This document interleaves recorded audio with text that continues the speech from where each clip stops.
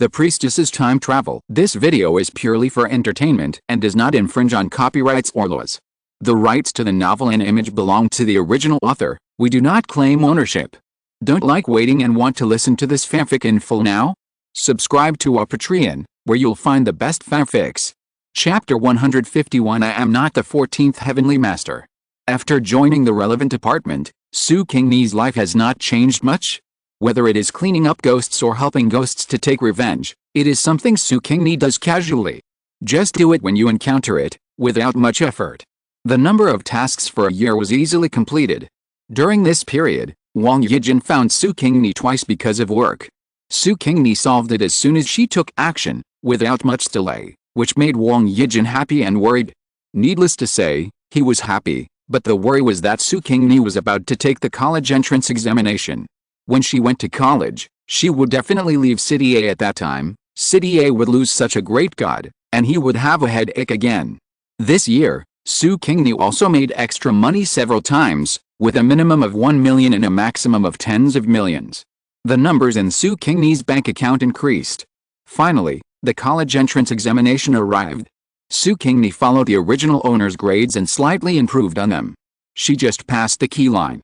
This result shocked Su's parents and Su Qingru. When did Su Qingni's grades get so good? The test results were actually 2 points higher than Su Qingru's. Su Qingru was so angry. She had tried her best to suppress Su Qingni. How could she still get into a university, and a key university? Su's father and mother discussed this result at night.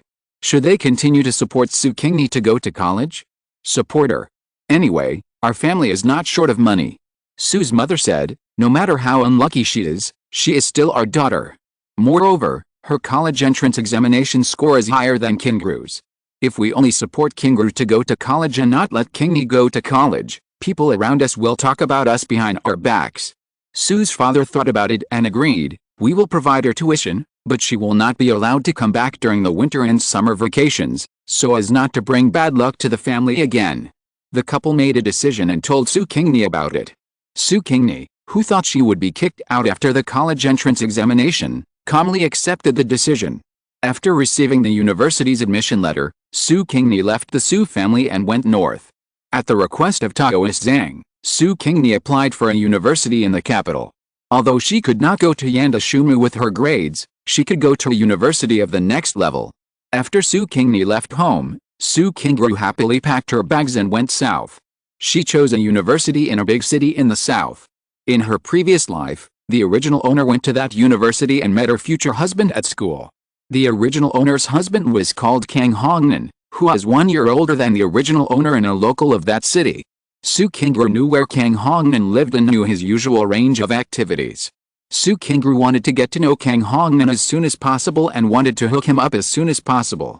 Su's father and mother sent their beloved eldest daughter away. When they were cleaning up the rooms of their two daughters, they found an envelope on the bed in Su Qingni's bedroom. The envelope had their names written on it, and it should be left for them. The two opened the envelope and found a bank card and a note with words written on it.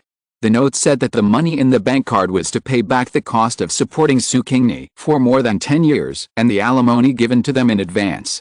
Since she was a disaster to Su's father and mother, she used this bank card to eliminate the father-daughter and mother-daughter relationship. After that, they parted ways and took care of each other.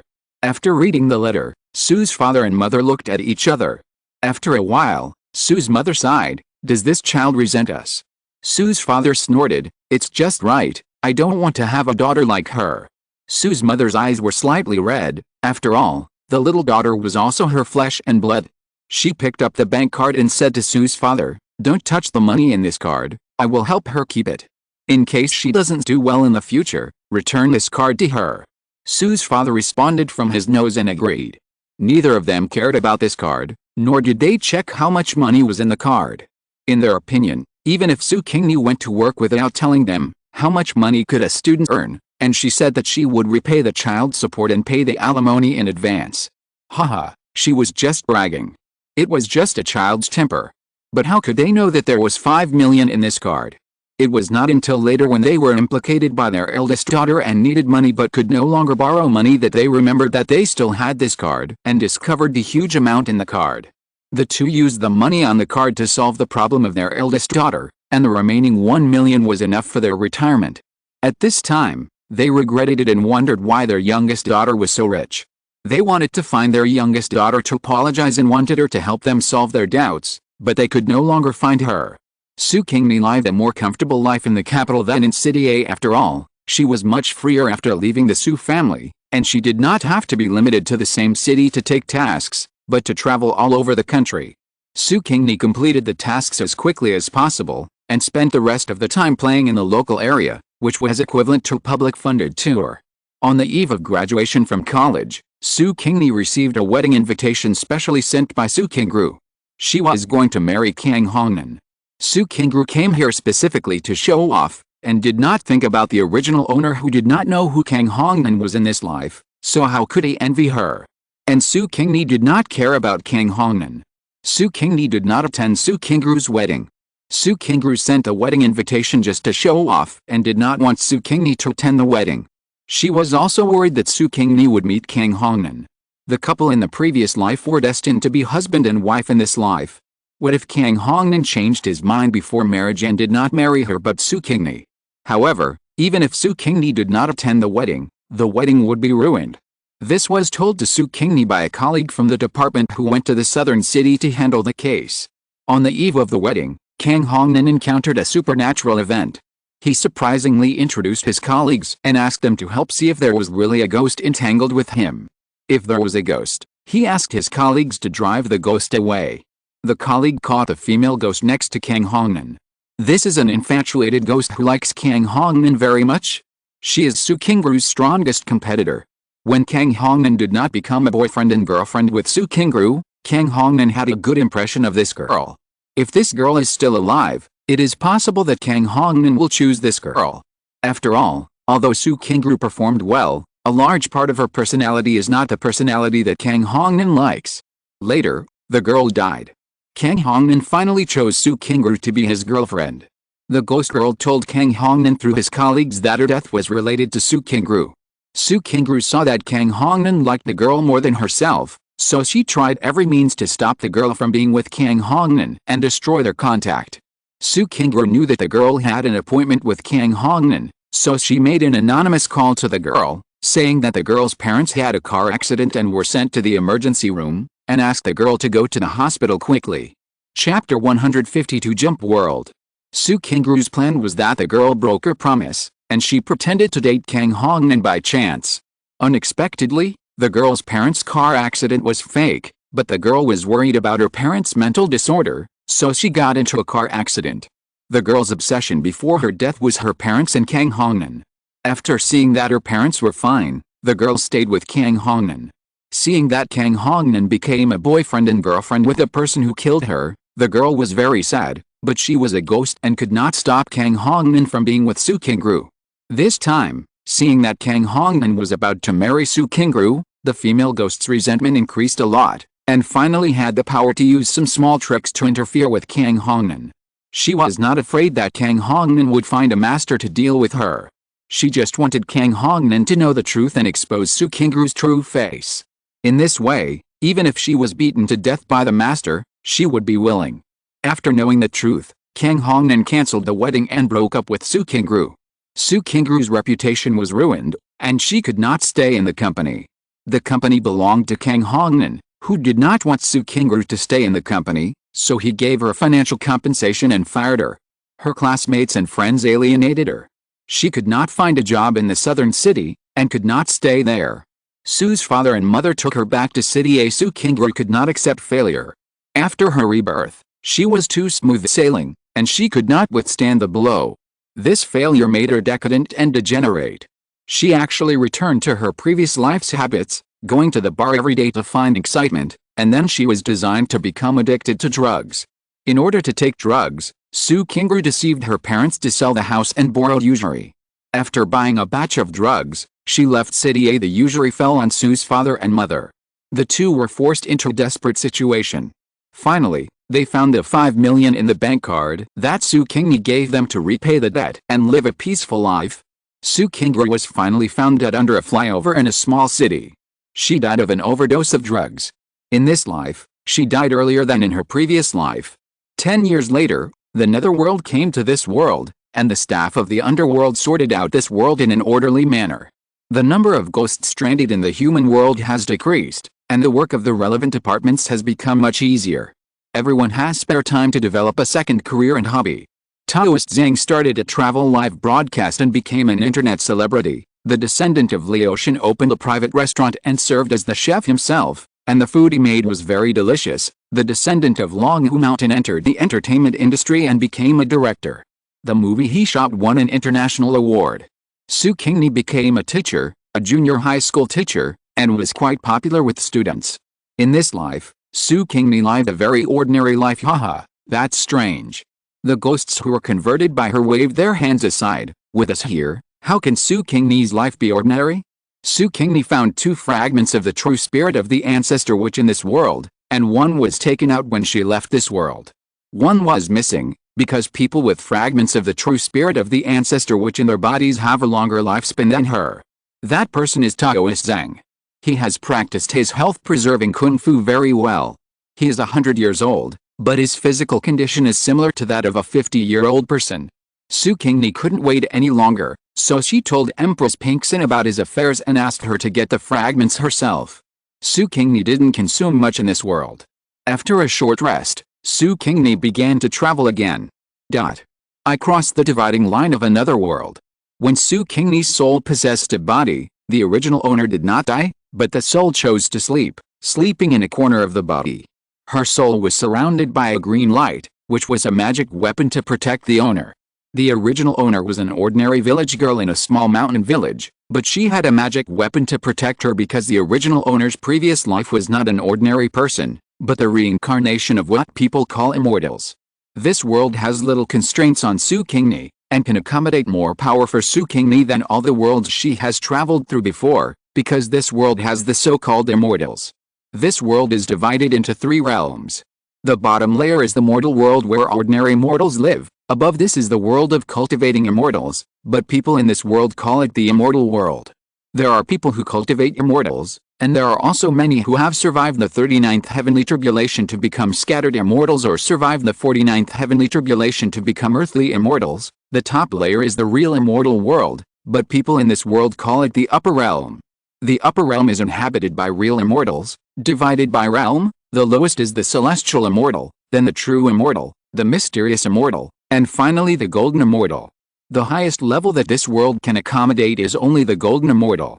The existence above the Tai golden immortal cannot be accommodated by this world at all. Otherwise, this world will explode. The original owner was a scattered immortal in the immortal world in his previous life. He was also a master in the immortal world. He led a force with his sister and younger sister. No, it should be his eldest sister who led a force. Although she and the third sister have high status, they do not have much power in their hands. It seems that they depend on their eldest sister for life. The original owner was a gentle person. She didn't care about power. She just practiced and lived quietly. But her sister was different from her. She was very ambitious and wanted power. So she competed with her eldest sister and cultivated her own power. The eldest sister acquiesced to the third sister's behavior for the sake of the feelings of the sisters, but it planted a disaster for their power. The eldest sister Su Qingni, the third sister Su Qingni, and the original owner were originally orphans. The Su family is a family in the mortal world. Because they offended someone, the whole family was wiped out. Only the 3 sisters of the Su family were hidden in the dark room by their father and survived. At that time, Su Qingni was 6 years old, the original owner was 5 years old, and Su Qingni was 5 years old.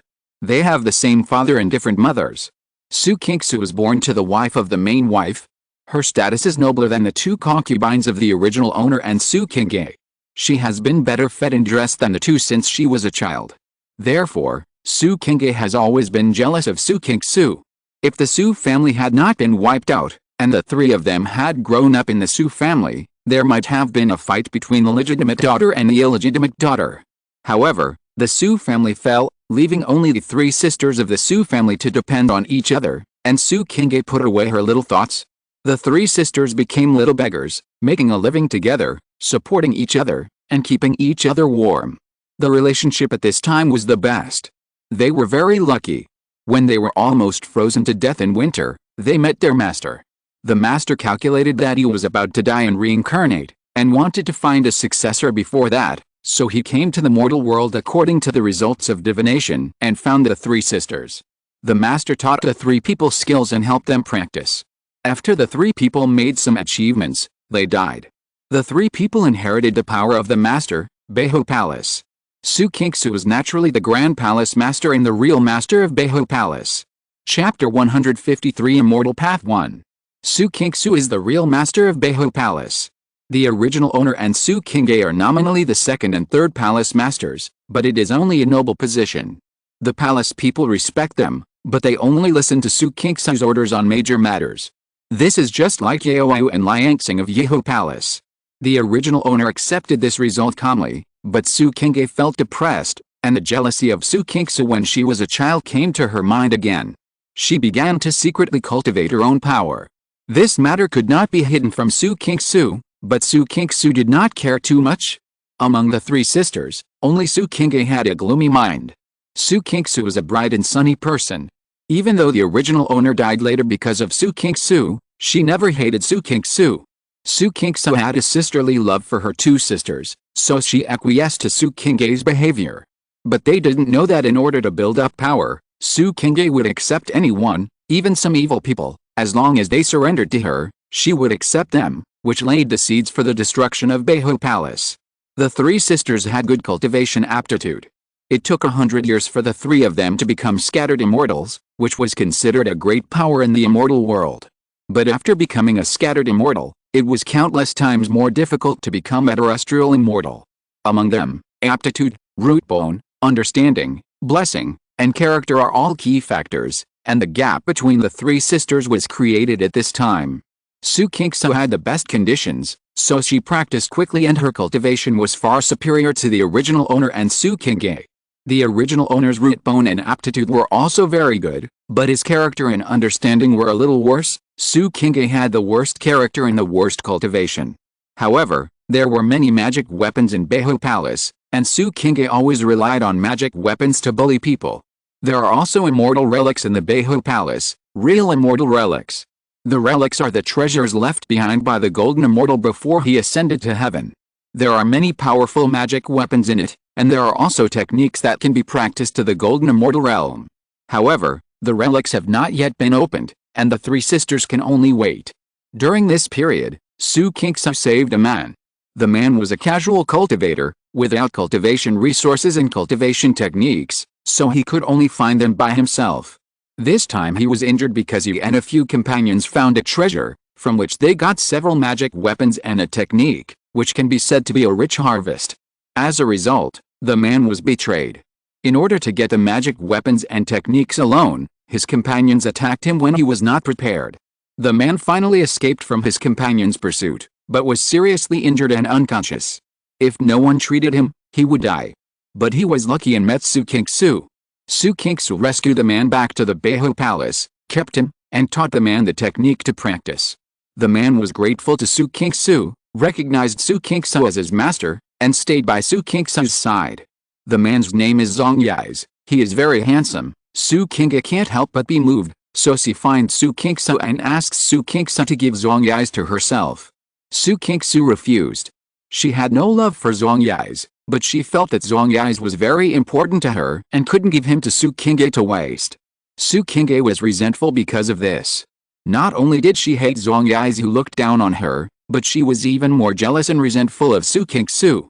She was determined to seize power and took in several strange people into her power. Su Qingni wanted to teach Zongyais a lesson and wanted Zongyais to become her own forbidden lover. She drugged Zongyais and wanted to have a good thing with Zongyais, but by mistake, Zongyais entered the original owner's house after taking the Chinese medicine. The original owner liked Zongyais, but because Su Qingni and Su Qingni both valued Zongyais, the original owner buried this love in her heart and dared not show it. This time, Zongyais entered her house with Chinese medicine. She was happy and willing to dedicate herself. After Su Qingni knew about this, she held a wedding for Zongyais and the original owner. The original owner happily became a bride, but on the wedding night, she waited for the groom's cold words, "I am devoted to the immortal way and have no interest in yin and yang. From now on, the two of us will be a superficial couple." A basin of ice water poured through the original owner's heart. Although the original owner was sad, she was gentle by nature and did not get angry. She silently accepted Zhang Yi's words, rather than having only the name of husband and wife, but no longer being husband and wife. For Zhang Yi, she began to collect various rare and extremely precious medicinal materials, wanting to refine elixirs for Zhang Yi to make up for Yuan Yang. In this world, if you want to cultivate to the level of a celestial immortal or even a golden immortal, it is best to maintain a virgin body and keep the Yuan Yang and Yuan Yin intact. Zhang Yi has a heart for the Great Way, and refusing to become Su Qingni's man is also because he does not want to lose Yuan Yang and cut off the immortal path to the upper level. Unexpectedly, he was tricked by Su Qingni and still lost his Yuan Yang. Zhang Yi hated Su Qingni in his heart and also had complaints about the original owner. If the original owner had frozen Zhang Yi with magic at that time to help him get rid of the medicinal properties, instead of foolishly offering herself, he would not have lost his Yuan Yang. The original owner was a little woman. She did not have the obsession of becoming a fairy, but just wanted to be with a person she liked. But now the person she likes blames her, although she did not express it, she still felt it. The original owner felt sorry for Zhang Yi, so she collected precious medicinal materials. But precious medicinal materials are not so easy to collect. The medicinal materials that can replenish Yuan Yang are precious and rare. There are not many in the entire fairyland, and some are occupied by those big sects and forces. Where can the original owner get them? In the end, it cost a lot to get only some medicinal materials with not very great effects, and all of them were fed to Zhang Yi. The original owner thought that Zhang Yi would forgive herself and accept herself. But Zhang Yi would rather follow Su Qingni as a servant than return to her side to be her husband, even if it was a husband in name only. The original owner was often ridiculed by Su Qingni because of this. The original owner was sad and became more and more gloomy, resulting in no progress in cultivation. Even though Su Qingni gave her a more profound technique that could be cultivated to the level of a celestial being, her cultivation did not increase. This technique was found by Su Qingni and Zhang Yi from the relics. Su Qingni's feeling was not wrong. Zhang Yi was indeed very important to her because he was the one who helped her take out the treasures and techniques from the relics. When the time came to open the relics, the three sisters went to take the relics and found that the treasure recognized people and only allowed people it recognized to enter the treasure. In the entire Beihou Palace, it only recognized Su Qingni and Zhang Yi. The two entered the treasure and took out the treasures and techniques inside. Su Qingni generously divided the treasures among the sisters. Su Qingni greedily took a lot, and the original owner also took some, but the two best magic weapons were left in Su Qingni's hands from the beginning, and most of the second-rate magic weapons were taken by Su Qingni. In the end, the original owner only took two second-rate magic weapons and a gray thing that didn't look like a magic weapon and had no magic weapon effect when used. Chapter 154, Immortal Path Part 2. Even the three magic weapons that Zhang Yi got were better than those that the original owner got. Su Qingni also took out the cultivation techniques found in the treasure and shared them with his sisters for cultivation. However, because the original owner and Su Qingni were still at the level of scattered immortals, Su Qingni only gave them the techniques that could be cultivated to the level of celestial immortals. Su Qingni said to the original owner at that time, "Sister, you practice first, and when I find the elixir to replenish the yin essence, you will be able to cultivate to the level of celestial immortals." For this, the original owner was very grateful to Su Qingni. However, her pursuit was different from Su Qingni's. Su Qingni gave the original owner and the third sister only the cultivation techniques that could be cultivated to the level of celestial immortals, but she herself had the techniques that could be cultivated to the level of golden immortals, and even shared the techniques with Zhang Yi. This made Su Qingni even more jealous and resentful of Su Qingni, thinking that Su Qingni did not treat her as a sister and accelerated the pace of wanting to seize power. Su Qingni trusted her own subordinates and did not hide anything from them. The matters of the techniques and magic weapons were known by these people and then spread out. As the saying goes, a man is innocent, but he is guilty of possessing a treasure. There are very few techniques that can be cultivated to the level of a golden immortal in the immortal world. Only a few large sects that have been passed down for a long time have such techniques, which shows how precious they are. Therefore, many people have set their sights on the 100 Flowers Palace. A group of famous and upright sects, together with scattered cultivators and side sects, labeled the Hundred Flowers Palace as an evil sect in the name of doing many evil things, and organized people to conquer the evil sect. However, Su Qingni did not get the news and launched a civil strife at this time, wanting to seize the power of the Hundred Flowers Palace. When the outsiders arrived, the Hundred Flowers Palace was in chaos, and no one stopped these people. These people smoothly entered the core of the Hundred Flowers Palace and joined the battle. Of course, this is also inseparable from the fact that some of Su Qingni's men acted as internal responses for these outsiders. Massacre, one-sided massacre. The people of the Hundred Flowers Palace had already consumed a lot of internal energy, most of them had serious loss of true essence, and some were injured. They could not withstand these well-prepared outsiders at all, and were killed by outsiders after a few encounters. The original owner's strength was not comparable to that of ordinary palace servants, but there were 5 people besieging her, and each of them was as strong as her.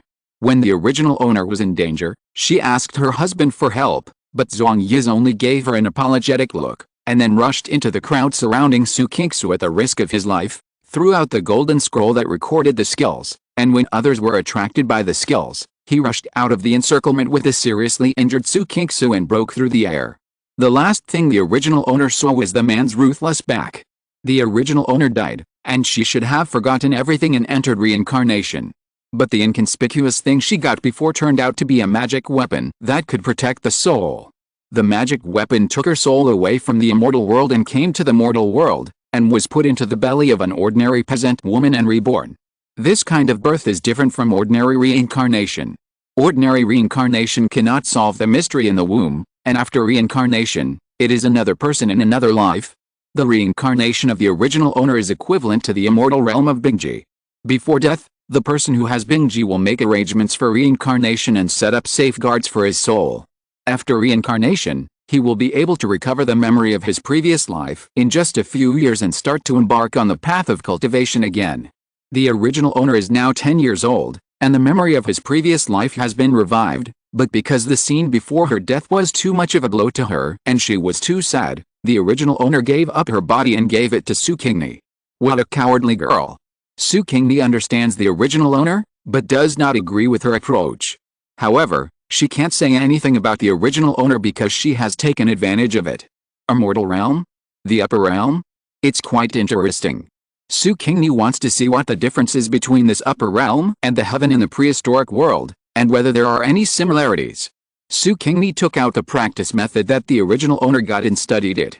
This practice method is not bad, but for a knowledgeable and powerful person like Su Qingni, it is simple. Su Qingni can find more than a dozen problematic places in it at a glance. After correcting these problems, Su Qingni continued to deduce the operation of this method until she could cultivate to the level of golden immortal. Then she stopped. This world can only accommodate golden immortals, so it is useless to deduce further. After completing the deduction, Su Qingni sat up, glanced at the sleeping girl next to her, moved to the side, sat cross-legged, and began to practice. When the first cock crowed, Su Qingni exhaled a breath of turbid air, opened her eyes, lay down on the bed, and pretended to sleep. After a while, there was a rustling sound next to her. It was the girl next to her who got up. The girl next to her was Su Daya, the elder sister of the original owner in this life. She was 14 years old this year and was a hard-working girl. She had a gentle personality, but was more opinionated than the original owner. She was soft on the outside but strong on the inside. Su Qingni liked this kind of personality. Sia, get up quickly. It's your mother's turn to make breakfast today. Let's go and help her. Su Daya gently pushed Su Qingni. Get up. Su Qingni sat up, put on her coat, and followed Su Daya out. There were 2 beds in their room.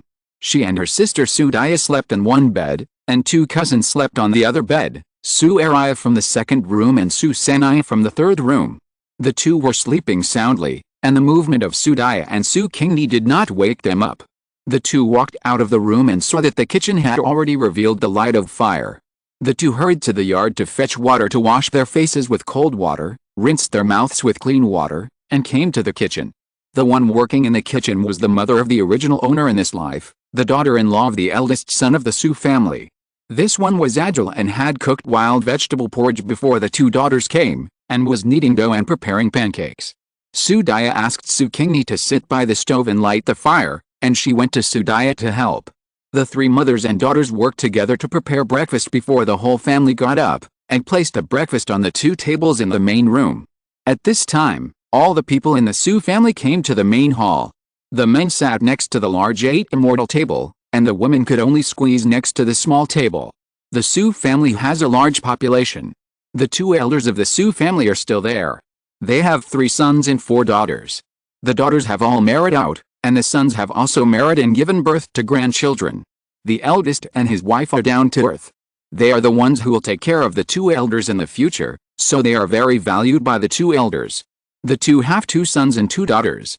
The eldest son is about to reach the age of marriage, and the youngest son is just 3 years old. The original owner is the little girl in the big room. The 2 in the second room are honest people, but too honest. They are so honest that they are cowardly and have no opinions. Moreover, one is more sullen than the other, and the personalities are very unpleasant. The 2 elders don't like this son and the second daughter-in-law. Especially Su Qingni married into the Su family for more than 10 years but only gave birth to 3 daughters, which made the 2 elders of the Su family even less like her. Chapter 155, Immortal Path III. The third son is cunning and lazy, but because he is the youngest, the 2 elders are partial to him. Now the couple of the third room have a daughter and a son. The family has a total of 17 people, who live on the family's 10 acres of land. They don't live a rich life, but they can survive and will not starve to death. At present, the premise is to work hard and make the crops harvest. Men and women are ready separately, and the head of the family, Old Man Su, picked up the chopsticks and said eat, and then others can start eating. After breakfast, everyone got busy. Old Man Su and his 3 sons, 3 daughters-in-law, and Su Dalin went to work in the fields together. Old Lady Su stayed at home to do housework, feed chickens and ducks, and take care of her young grandchildren. Su Daya took Su Qingni to pick grass for pigs and came back to feed the pigs. Su Eraya and Su Sanaya went to the river to wash clothes. Su Sanlang and Su Wuya were still young and played at home. Su Erlang is the only son of the third room. His father threw a tantrum in front of Old Man Su, and then tempted him with benefits, and sent him to the private school run by Yan Zilke in the village. But this child did not study for nothing. He had to teach his brothers and sisters to read after returning home. Old Man Su said that since he had paid for it, he had to maximize the benefits. Su Erlang spent money to study and passed on what he learned to his brothers and sisters, so that his brothers and sisters could have more options. Just like Su Dalin learned to read, he could go to the city to find a job in the future, and he might really become a city dweller.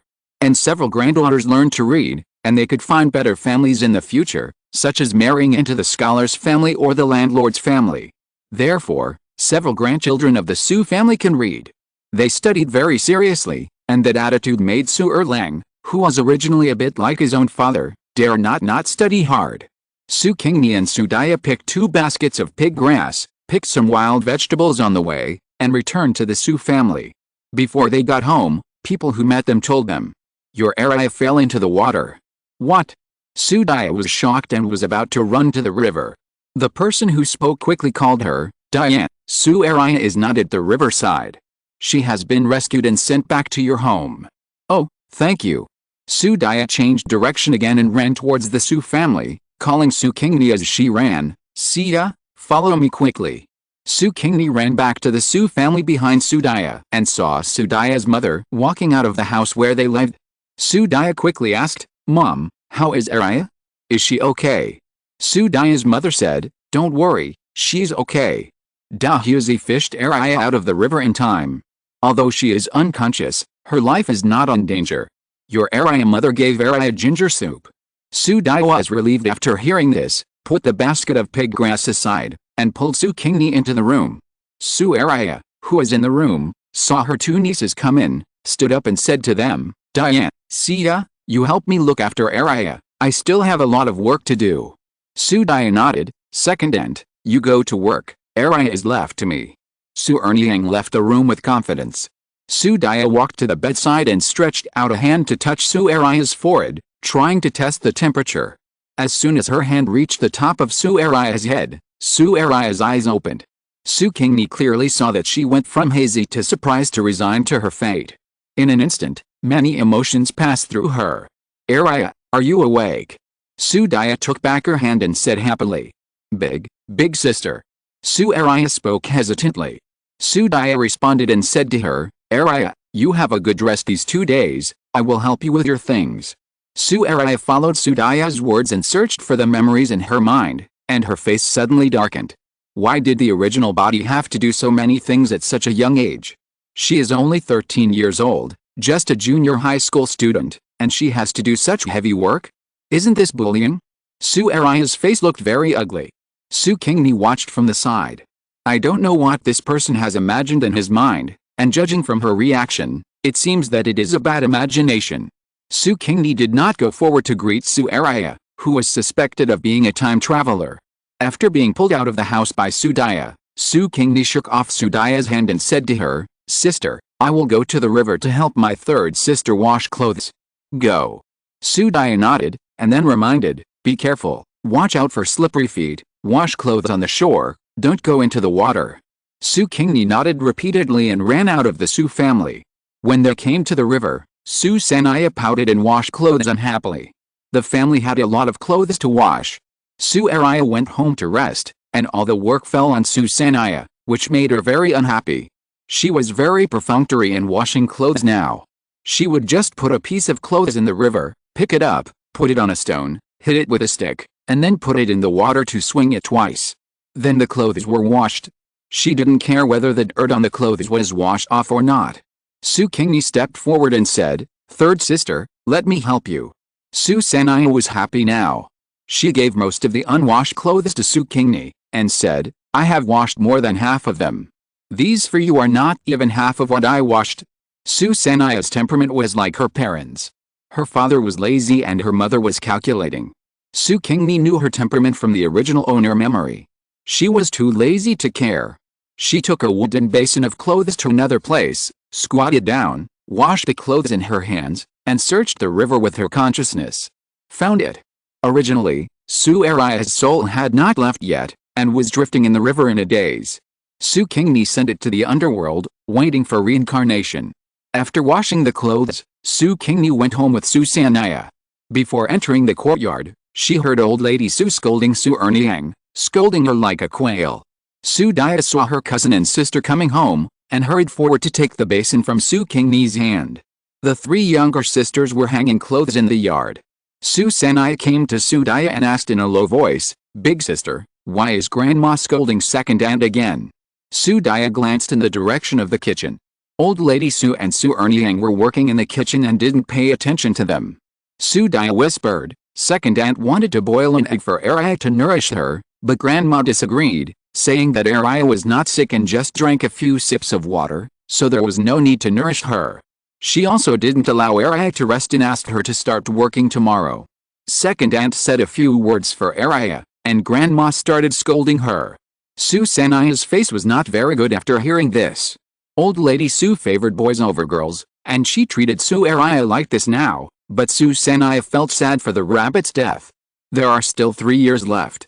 When I reach the age of marriage, I will immediately find someone to marry. Su Sanaya said, being a girl at home is worthless, but if I marry and become someone's daughter-in-law, I should be valuable, right? If you're listening to this novel on a channel other than Fanfic World, it means they downloaded and uploaded it without effort. We cordially invite you to visit our channel, Mundo Fanfic Novelis. There you'll find the original version of this story and you can explore many other novels of various genres. We're waiting for you to immerse yourself in a world of incredible novels. Chapter 156, Immortal Path 4. After getting married, I will be able to take charge of the family like my grandmother, and I will no longer suffer and be bullied. Su Sanaya thought optimistically, and did not pay any attention to the poor life of her second aunt as a daughter-in-law, and did not think that the daughter-in-law would be tortured by her mother-in-law. The so-called daughter-in-law becomes a mother-in-law after many years. The most important thing is the word. Su Sanaya's topic reminded Su Daya of the elegant young man, and her cheeks blushed. It would be great if I could marry such a person. Su Qingni noticed a blush on Su Daya's face and raised her eyebrows. Which girl doesn't have spring in her heart? Does she, the eldest sister, have someone she likes? The arrival of Su Araya allowed Su Qingni to watch a drama of a time-traveling girl with her Baozi parents rise up to resist and get rid of the exploitation of extreme relatives for free. Su Araya was very noisy, and the Su family split up after half a year. After the separation, Su Qingni instigated Su Laoer and his wife to do small business, and they did make some money. Su Qingni is a smart girl. She knows that her family has no background and that her business will be coveted if it grows. So she is looking for someone to back her up while running a small business. Su Qingni's experience is exactly like a novel about a time-traveling peasant girl's rise to fame. Su Qingni has read too many novels like this and doesn't pay much attention to them. She only occasionally hears a little about Su Qingni from Su Sanai's jealous mouth. Su Qingni has now changed the map, from the village to the county town. She has found a backer for herself and is ready to make a big move. Perhaps because of the aura of time travel, Su Qingni was very lucky to find a very powerful backer, a certain prince.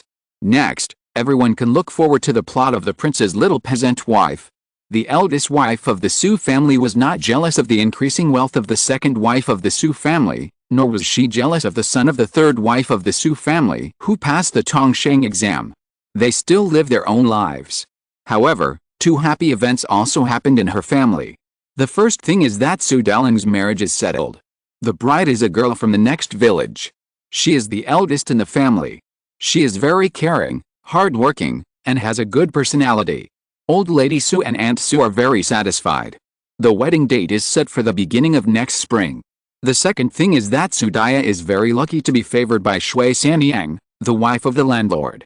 It is decided that Su Daya is clever and will teach her the skills of embroidery. Shui Sanyang was originally an embroiderer raised by a big family in the city. Later, the family committed a crime, the whole family was raided, and the servants were pulled out to sell. Shui Sanyang's husband happened to pass by and bought Shui Sanyang as his wife. Shui Sanyang gave birth to 3 sons and married 3 daughters-in-law. She thought they were stupid and could not learn the skills of embroidery. The daughters-in-law gave birth to a row of grandsons, but no granddaughters, which made Shui Sanyang often lament that her embroidery skills would be lost. Su Daya was lucky. When she went out to pick pig grass, she met Shui Sanyang and helped her. After chatting with Su Daya, Shui Sanyang looked at Su Daya's hands and found that the girl had a pair of hands that were very suitable for embroidery, and she was clever and dexterous, so she decided to take her in as a disciple and teach her embroidery skills. The Su family was very happy. Everyone in the village knew how powerful Shui Sanyang's embroidery skills were. At least one of her embroidered works could be sold for 10 taels of silver. It was also because Shui Sanyang worked too hard when she was young. Now that she is old and has injured her eyes, she doesn't embroider much. She only embroiders one work every year to sell. Otherwise, the landlord's money would be even more. The girl learned this skill. Not only can she make money for the family, but she can also find a better family when she gets married in the future. Su Daya began to study embroidery hard. Half a year later, one of Su Daya's works sold for 500 copper coins, and a year later, her work sold for 1 tael of silver. Su Daya is very talented in the art of embroidery. Shui Sanyang sighed with relief that Su Daya's embroidery skills will definitely surpass her. 2 years passed in a blink of an eye. Su Daya is considered a master. Her embroidery works earned a lot of money for the first wife of the Su family. The first wife of the Su family lived a more and more relaxed life. Although they were not as rich as the second wife of the Su family, they were on par with the third wife of the Su family. Although Su Laosan was lazy, he was slick and had some means to make money. He went to work in the city and earned more than others with his mouth, and his job was very easy. Su Erlang developed a good habit of studying hard, that is, he no longer taught his brothers and sisters to read, and he did not slack off. After passing the examination for Tongshen, he passed the examination for Zilke. The Su family was very happy, and the clan was also happy.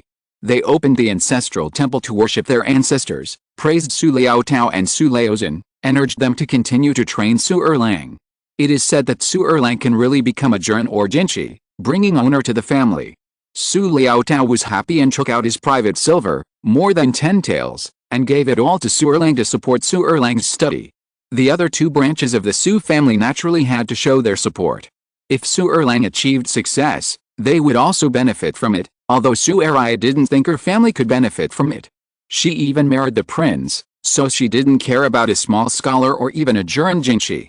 Su Erlang didn't have the ancient family concept, but her parents did. Especially when they didn't have a son, their nephews might be the ones who would take care of them in their old age and see them to the end. They originally treated their 3 nephews equally, but now that the second nephew was promising, they valued the second nephew even more and showed more support. They took out a full 50 taels of silver for Su Erlang, and said that if Su Erlang didn't have enough money to buy pens, ink, paper and inkstone, they would let him come directly to their house and buy them for him. The couple of the first branch of the Su family were envious of this. They decided to send their youngest son to the private school of the Yan family to study. Maybe the youngest son would be able to pass the imperial examination and come back. At that time, they would also be called the master and his wife, and they could enjoy the happiness through their youngest son.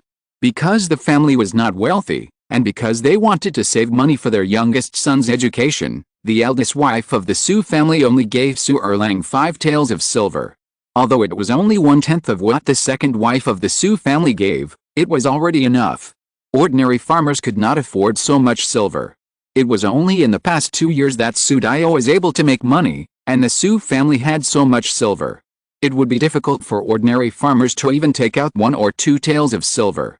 Su Laoda took his youngest son to the private school of the Yan family to become a disciple.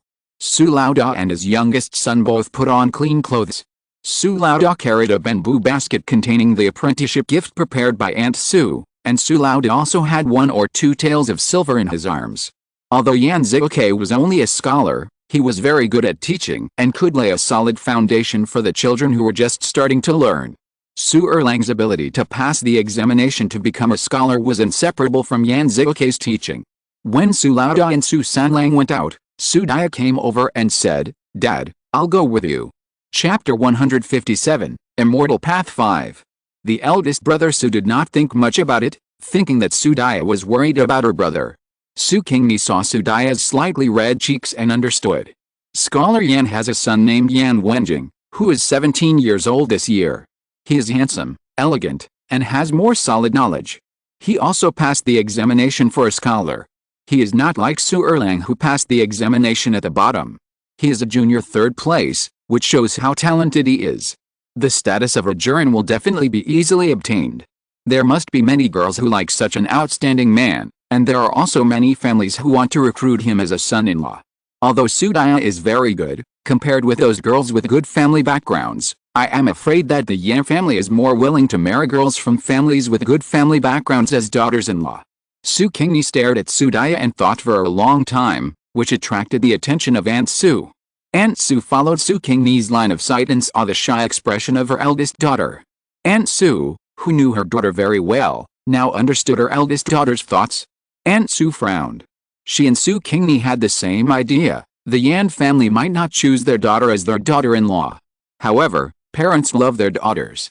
Aunt Su decided to wait until the evening to have a good talk with her eldest daughter. If her eldest daughter really likes Yan Wenjing, she will ask the matchmaker to go to the Yan family to ask what they think. What if there's hope? Except that her eldest daughter's family background is not as good as those scholars, she is no worse than those girls in other aspects. Her daughter is good-looking, has a good skill, can make money, and is hard-working, gentle, and literate. She has many advantages, and she is from the same village as the Yan family, and knows everything about them. Aunt Su thought so, and her daughter's hope is still quite big.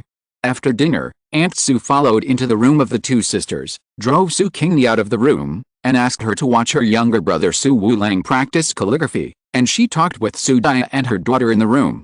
After talking for about half an hour, Aunt Su came out of the room. Su Qingni didn't see anything from her expression. She walked into the room and saw Su Daya's face was full of blushing and joy. Su Qingni was not like Aunt Su. As a mother, Aunt Su thought that her child was her own. Su Qingni could see the gap between her family and the Yan family. Although the Su family also had a scholar, he was from the next room. If her eldest brother or younger brother could pass the examination, the Yan family might consider Su Daya more, but the reality was that there was no one with a title in the Su family's first room.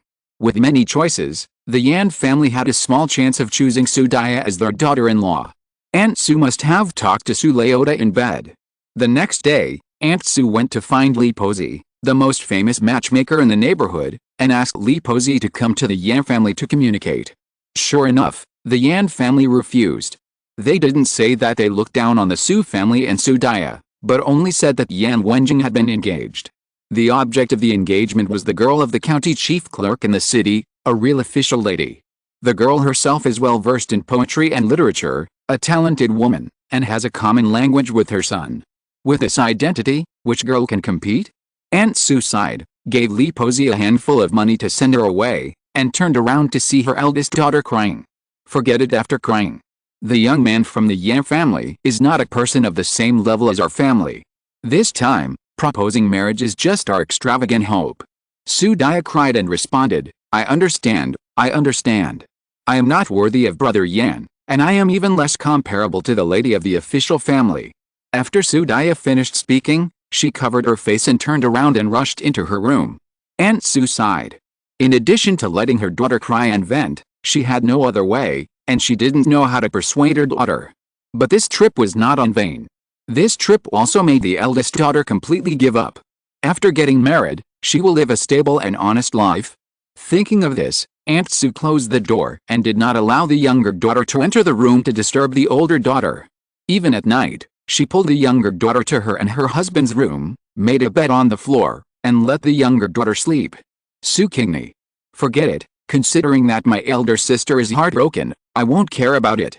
The next day, Su Daya came out of the room, her eyes were still a little red and swollen, but her mood had recovered a lot. The Su family pretended not to notice her red and swollen eyes, and treated Su Daya as usual. Su Daya secretly breathed a sigh of relief. After a while, Aunt Su decided to find another family for Su Daya. After Su Daya knew about it, she talked to Aunt Su once, and Aunt Su sighed and stopped. The sound of their conversation was received by Su Qingni, who had sharp five senses. Su Qingni knew that Su Daya had not completely forgotten Yan Wenjing and was not in the mood to get married. She hoped that Aunt Su would give her some time to adjust her mood and forget Yan Wenjing. Aunt Su loved children and agreed to Su Daya. But she only gave Su Daya 1 year. 1 year later, whether Su Daya had forgotten Yan Wenjing or not, she would find a husband for Su Daya. After all, Su Daya was already grown up. If she didn't find a husband, would she want to be an old maid? Both the parents of the Su family were very good. It was very happy to be their child. Su Qingni thought about it, processed and chopped the herbs in her hand, and put them into the cooked wild vegetable porridge. The herbs she picked were more common in the immortal world, but very rare in the mortal world. She was lucky to find such a plant. However, ordinary people in the mortal world could not recognize this kind of herb. Even the specialized herb collectors and doctors would not recognize it and would only regard it as a weed. The main reason was that people in the mortal world did not know how to handle this kind of herb. Unprocessed herbs really had no effect like weeds. Processed herbs were very good herbs. For mortals, they could excrete toxins from the body, strengthen the body, and prolong life. The elderly would become younger after eating, women would become more beautiful after eating, and men would gain strength after eating. It's time to eat. Su Qingni saw that the herbs had blended into the wild vegetable porridge and could not be distinguished. She brought the pot of porridge to the dining table and asked everyone to eat. Everyone came to the main room, and Su Qingni had already put out the pickles to go with the rice. Aunt Su and Su Daya hurried to the kitchen to take out the bowls and chopsticks, and Aunt Su served everyone rice.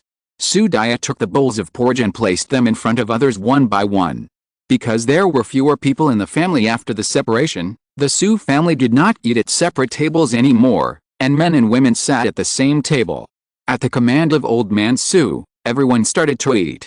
The porridge made today is good. After taking a sip of the porridge, Aunt Su felt that today's porridge was different, and she began to praise her youngest daughter. Looking at the youngest daughter's graceful appearance, Aunt Su thought to herself that she had to hurry up and worry about the youngest daughter's marriage after the eldest daughter's marriage was confirmed. She must find a good family to marry her youngest daughter as soon as possible, and don't let her fall in love with a man who is out of her reach. Chapter 158 Immortal Path VI. If Su Qingni could hear Aunt Su's inner voice, she would definitely advise her not to bother. She would never marry. Her path had been set long ago. When this body reaches the realm of refining Qi and transforming into a god, she would leave the Su family and go to the immortal world. Although Su Qingni herself is very powerful, she is still practicing from the beginning, laying a solid foundation step by step, just for the original owner in her body. The lifespan of immortals is very long, and she will leave this world in a few decades at most, and her body will be returned to the original owner in the future. After laying a good foundation for the original owner can continue to practice according to the practice method she left behind, and then ascend to the upper level. In fact, the original owner should have the ambition to ascend, right? It is absolutely a lie for practitioners in the immortal world to say that they do not have such ambitions. It's just that the original owner who went to the previous life lost his primordial yin, so he was a little self-degrading. Secondly, he really liked Zhuangyi's and wanted to stay with him and be a pair of immortal couples, so he gave up the ambition to ascend. You should know that if you don't ascend to become a celestial being, but just become an earthly immortal in the next life, there will be very few restrictions. You can get married, do what a couple should do, have children, and do a lot of things. You just need to go through the earthly immortal tribulation every 77,490 years. Although the earthly immortal tribulation is quite scary, as long as you are well prepared, it is not impossible to go through it. The original owner had originally planned to do this. However, she wanted to be an earthly immortal, but Zhuangyi's was not willing to accompany her to be an earthly immortal. Zhuangyi's wish has always been to ascend to heaven. Even if he lost his primordial energy, he did not give up this ambition. In comparison, Zhuangyi's is much more motivated than the original owner. The next morning, everyone in the Su family announced their discoveries with joy. Old man Su's cold legs no longer hurt, and old lady Su's waist no longer hurt. The wrinkles on Aunt Su's face disappeared, and the skin of Su Daseo and Su Daya became watery and whitened by several degrees. The strength of Su Laoda and Su Dalin increased, and Su Wuling did not feel tired after running a long circle outside. Did we take a magic pill? Old Mrs. Su said cheerfully. Old man Su rolled his eyes at him. Where did our family get the magic pill? This should be the blessing of our ancestors. Hurry up and prepare 2 kinds of cakes, and let's go to the ancestral hall to thank the ancestors. No. The eldest son of the Su family stopped his father. If we go to the ancestral hall, won't other people know about the changes in our family?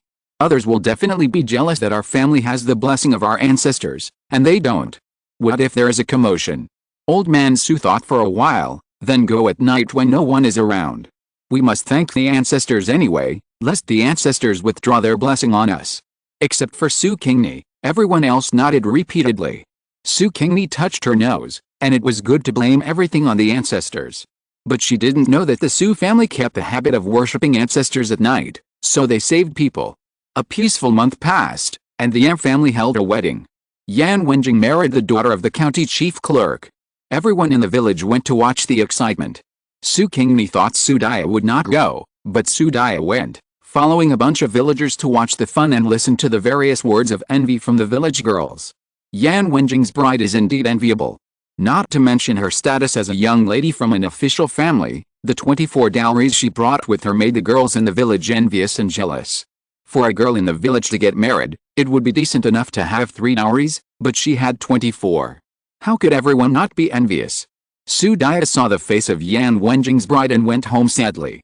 Yan Wenjing's bride was very beautiful, and Su Daya felt ashamed of herself.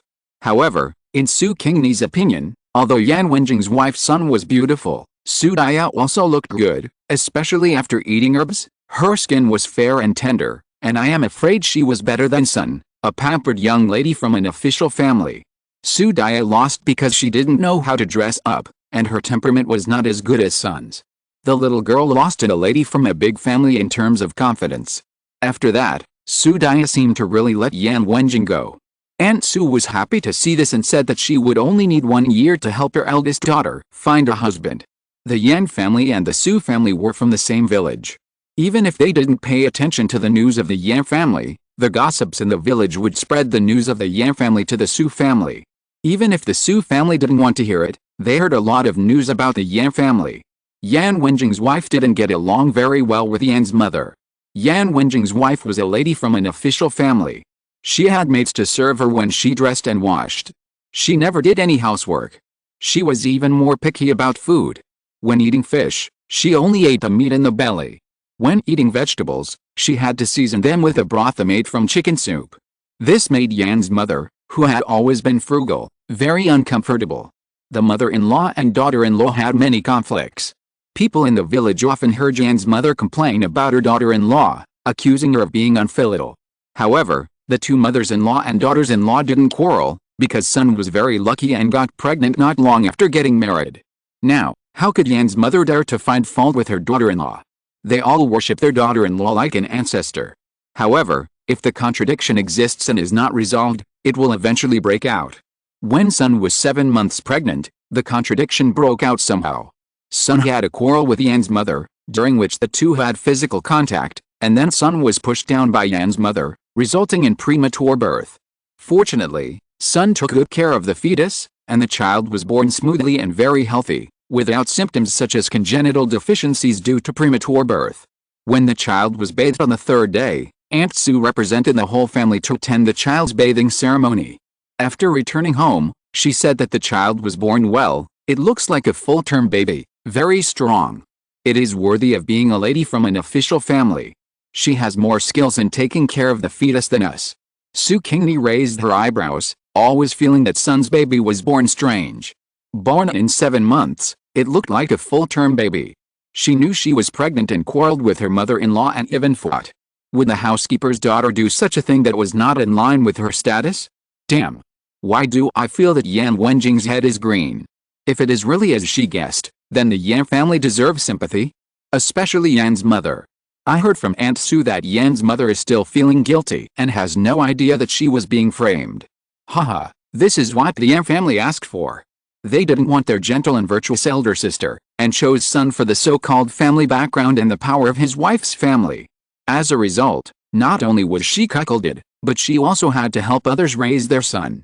No wonder Sun, a daughter of an official family, married Yan Wenjing. The Su family's family background is not worthy of the Yan family, and the Yan family's family background is not worthy of the Sun family.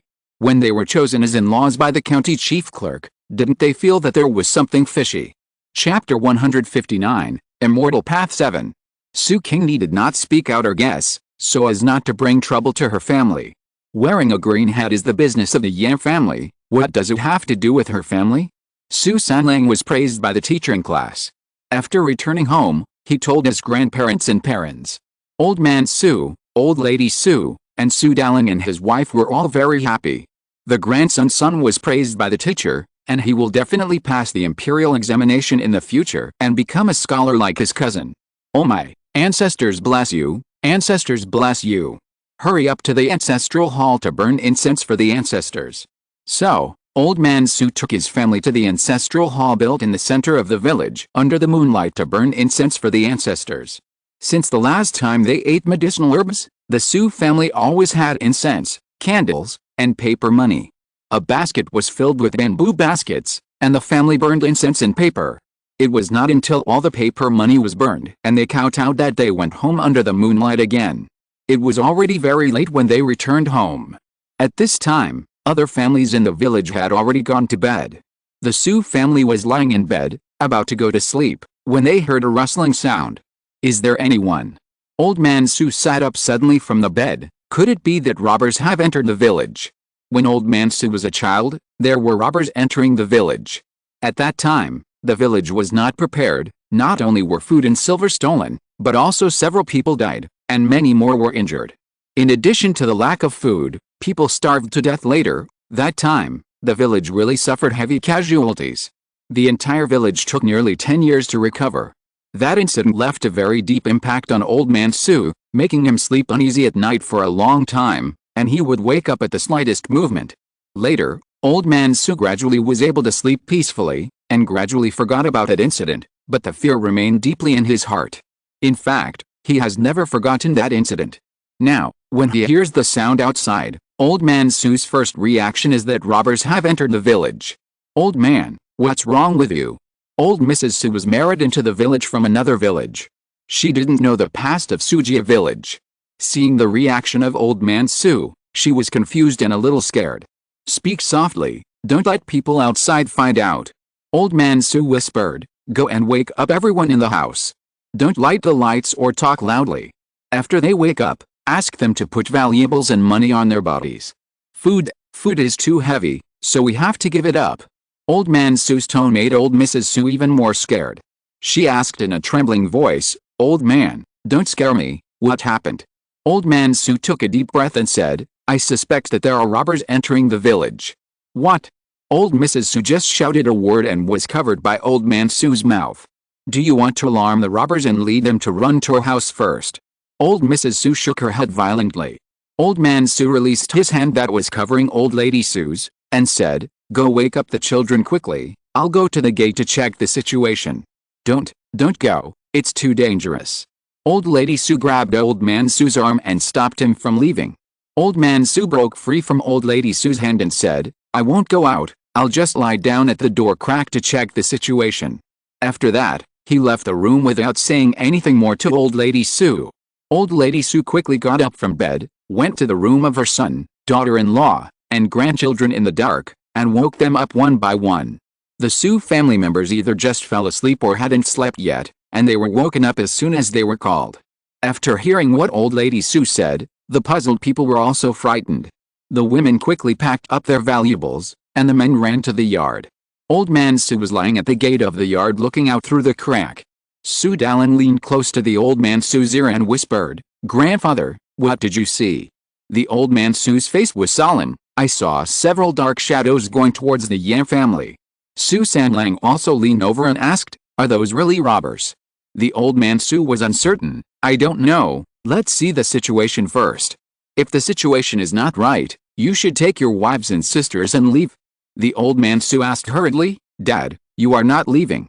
The Old Man Su said, "Your mother and I are old, and our legs and feet are not good. We will only be a burden to you, so we won't leave." The Old Man Su hurriedly said, "Dad, if you and mother don't leave, the child's mother and I will not leave either. We will accompany you." Su Dalin hurriedly said, "Dad, don't make trouble. Grandfather, let's go together. Dad and I will carry you and grandmother." The Old Man Su nodded vigorously. Su Qingni walked into the yard and whispered in the same voice, "I don't think they are robbers, we don't need to run away." She used her spiritual sense to see that there were several people wearing dark clothes. The fabrics on their bodies were quite valuable, at least people in the village couldn't afford that kind of fabric. Even Sun, who was born into an official family, couldn't afford most of the fabrics. These people were definitely not simple. How could they be robbers? If they didn't accidentally enter this small village, then some adults had drifted into this small village. However, no strangers have entered the village recently. "What do you know, little girl?" Aunt Su walked over and scolded Su Qingni, handed a backpack to Su Qingni, and asked Su Qingni to carry it on her back and be ready to run away at any time. Su Qingni took the backpack obediently and said, "If robbers entered the village, it wouldn't be so quiet. I think it was someone from another village passing by." "That's right." Old Man Su clapped his fists together. "It's impossible for robbers to enter the village so quietly." Old Man Su breathed a sigh of relief. "It's not a robber. It's good that it's not a robber. Let's go back to sleep." The younger generations exchanged glances helplessly, with relief in their eyes. Fortunately, it was just a false alarm. But Old Lady Su was not at ease, and said, "It's better not to sleep. Everyone is sitting in the main hall. In case something really happens, we can escape in time." Old Man Su thought about it and it was right, so he confined everyone in the main hall, and put the backpack cloth package beside him. In case something really happened, he could pick up the package and backpack and run out.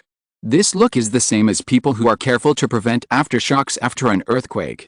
Time passed by minute, and there was no movement outside for a long time, and the Su family began to doze off. Suddenly, Su Qingni opened her eyes and released her consciousness. She saw a raging fire in Yan's house. It was set by the strangers who entered the village. After setting the fire, they did not stay and quickly evacuated the village. There were horses waiting for them outside the village. There was a woman among these people, a woman holding a baby. The woman looked exactly like Yan Wenjing's wife, Sun. But her own house was on fire, and her parents-in-law and husband were still in the burning house, but there was no fear or sadness on her face. The green hat worn by Yan Wenjing is poisonous. The daughter-in-law chosen by Yan's mother with thousands of choices is a vicious woman. Chapter 160 Immortal Path 8. Seeing the fire burning more and more, almost engulfing the entire Yan family, Su Qingni hurriedly called out to wake up everyone in the Su family. "What's wrong? What's wrong? Are there robbers?" Su Dalin jumped up and asked loudly. "No, the Yan family is on fire, hurry up and put out the fire." Su Qingni finished this sentence, and a figure rushed out quickly. Su Qingni looked at it. Who else could it be but Sudaya? This girl seemed to have let it go, but now it seems that she still cares about Yan Wenjing in her heart. Su Qingni chased after him, and the other people in the Su family reacted and chased after him. Old Man Su and Old Lady Su ran at the end, shouting loudly as they ran, "Fire! Fire!" Old Man Su and Old Lady Su also reacted and shouted loudly. When they passed a family, they also slammed the gate of the family's yard and woke up the family. Soon, everyone in the village was awakened, ran out of their homes in their clothes, and came to the outside of the Yan family to start putting out a fire. When the old man Su and his wife and the eldest Su couple came to the Yan family, they only saw Su Daling and his wife and Su Sanlang, but not Su Qingni and her sister. Aunt Su hurriedly asked her eldest son, "Where are your two sisters?" She had a bad feeling in her heart. The expressions of her two sons were not good. When she thought of her eldest daughter's behavior of running out immediately after hearing that something happened in the Yan family, her heart skipped a beat. Sure enough, she heard her eldest son helplessly and anxiously say, "As soon as Dia came, she rushed into the fire to save people." Sia saw Dia go in and ran in too. These two girls. Aunt Su was so angry that she didn't know what to say. She could only look in the direction of the Yan family worriedly, hoping that her two daughters would come out of the house quickly, and prayed in her heart that the ancestors would bless Su Dia and Su Qingni. Perhaps the ancestors showed up. Just after she prayed twice, a woman rushed out of the burning house. It was Su Dia, and she was carrying a person behind her. Aunt Su knew without looking that the person must be Yan Wenjing. Oh my god! How could she give birth to such a stubborn girl? The villagers came forward to help Su Dia and help Yan Wenjing down from her body. What's going on? Why is there blood? The people who helped him couldn't help but scream when they saw that Yan Wenjing's clothes were stained with blood, and even Su Dia's back was red. Su Dia's eyes were very red, and tears kept falling down. She didn't know whether it was because of the sadness of Yan Wenjing's injury or the smoke from the fire. She wiped her tears and said, "Yan Gear was chopped by someone, let Lin Bo bandage Yan Gear's wound quickly." Lin Bo knows about herbs. When he is not busy in the fields, he collects herbs and sells them to supplement his family. He is familiar with the properties of medicine and knows some simple medical skills. As it is so late today, it is impossible to send Yan Wenjing to the city to find a doctor for treatment. Lin Bo can only help save people and treat injuries first. Here. Lin Bo ran forward after hearing the sound, checked Yan Wenjing's injuries, and immediately directed his two sons to move Yan Wenjing back to his home. Lin Bo's two daughters-in-law looked unhappy. They thought it was unlucky to move people to their own home. What if Yan Wenjing died in their own home? Su Dia spoke up, "Lin Bo, move the people to our house. My second uncle and third uncle's families have gone to the city. There is an empty room in the house to arrange for Yan Gear." After saying that, he looked at Old Man Su and Old Lady Su pleadingly. The two of them had the keys to the second and third rooms of the Su family. Old Man Su thought about it and nodded in agreement. Anyway, the people in the second and third rooms were not at home, and the house was empty anyway. Well, send the people to the second room. It seems that their family will not return to the village to live again. Even if Yan Wenjing died in their house, the second room would not care too much. Moreover, most of the houses of rural people are old houses. Which one has not had people die in it? If it is really taboo, should people live there? Old Man Su nodded, and Su Dia immediately took Lin Bo and his son to move Yan Wenjing to her own house, but was grabbed by her mother. "Where's your sister? Why hasn't your sister come out yet?" Su Dia was stunned. Si Yang also went into the house. Aunt Su said angrily, "She chased you in, didn't you notice? Is Yan Wenjing the only one in your eyes?" Su Dia felt very guilty when she heard her mother's accusation. She quickly turned back to look at the Yan family, and her eyes lit up. "Mom, Sia came out." Sure enough, Su Qingni ran out of the fire scene with a middle-aged man in one hand. Aunt Su ran over with her son and daughter-in-law. Su Qingni threw the two people in her hands on the ground and said to Aunt Su, who ran over, "Mom, don't worry, I'm fine." Sia. Aunt Su slapped Su Qingni's shoulder angrily. "It's so dangerous, and you dare to rush in." Su Qingni said. Eldest sister also rushed in. "Your eldest sister is stubborn, and you are stupid." Aunt Su pulled Su Qingni up and down and looked her up and down. Seeing that Su Qingni was really fine, and even her hair was not burned, she breathed a sigh of relief. "Su Qingni, how can this body, which is already a cultivator, be burned by fire?" After Aunt Su finished talking about her daughter, her eyes fell on the Yan couple on the ground. She quickly called on others to help the two people and asked them to send the Yan couple to her home to be treated by Lin Bo. Su Qingni said, "No need, these two people are already dead." The Yan couple was not as lucky as their son. Yan Wenjing was chopped on the back and was seriously injured but still alive. These two people were directly cut by the neck. When Su Qingni entered the room, the two people had died for a while. The souls also went to the underworld, and Su Qingni didn't need to open a passage to send them. Dead. Aunt Su and the villagers who gathered around were all shocked. Su Qingni nodded. They were cut in the throat. This is someone deliberately killing people. The village chief was horrified. "No, this matter must be reported to the police. I'm afraid that reporting to the police will not result in any results." Su Qingni thought to herself, "I just don't know how Yan Wenjing's father-in-law and his family will react when they hear the news about the Yan family. Did they intervene in the affairs of the Yan family?" The fire in the Yan family was extinguished, and the house was almost completely burned down. The crowd found two bodies inside, the bodies of Sun's two maids. At this time, everyone remembered that in addition to Yan Zilke and his wife, Yan Wenjing and two maids, there were Sun and her son in the Yan family.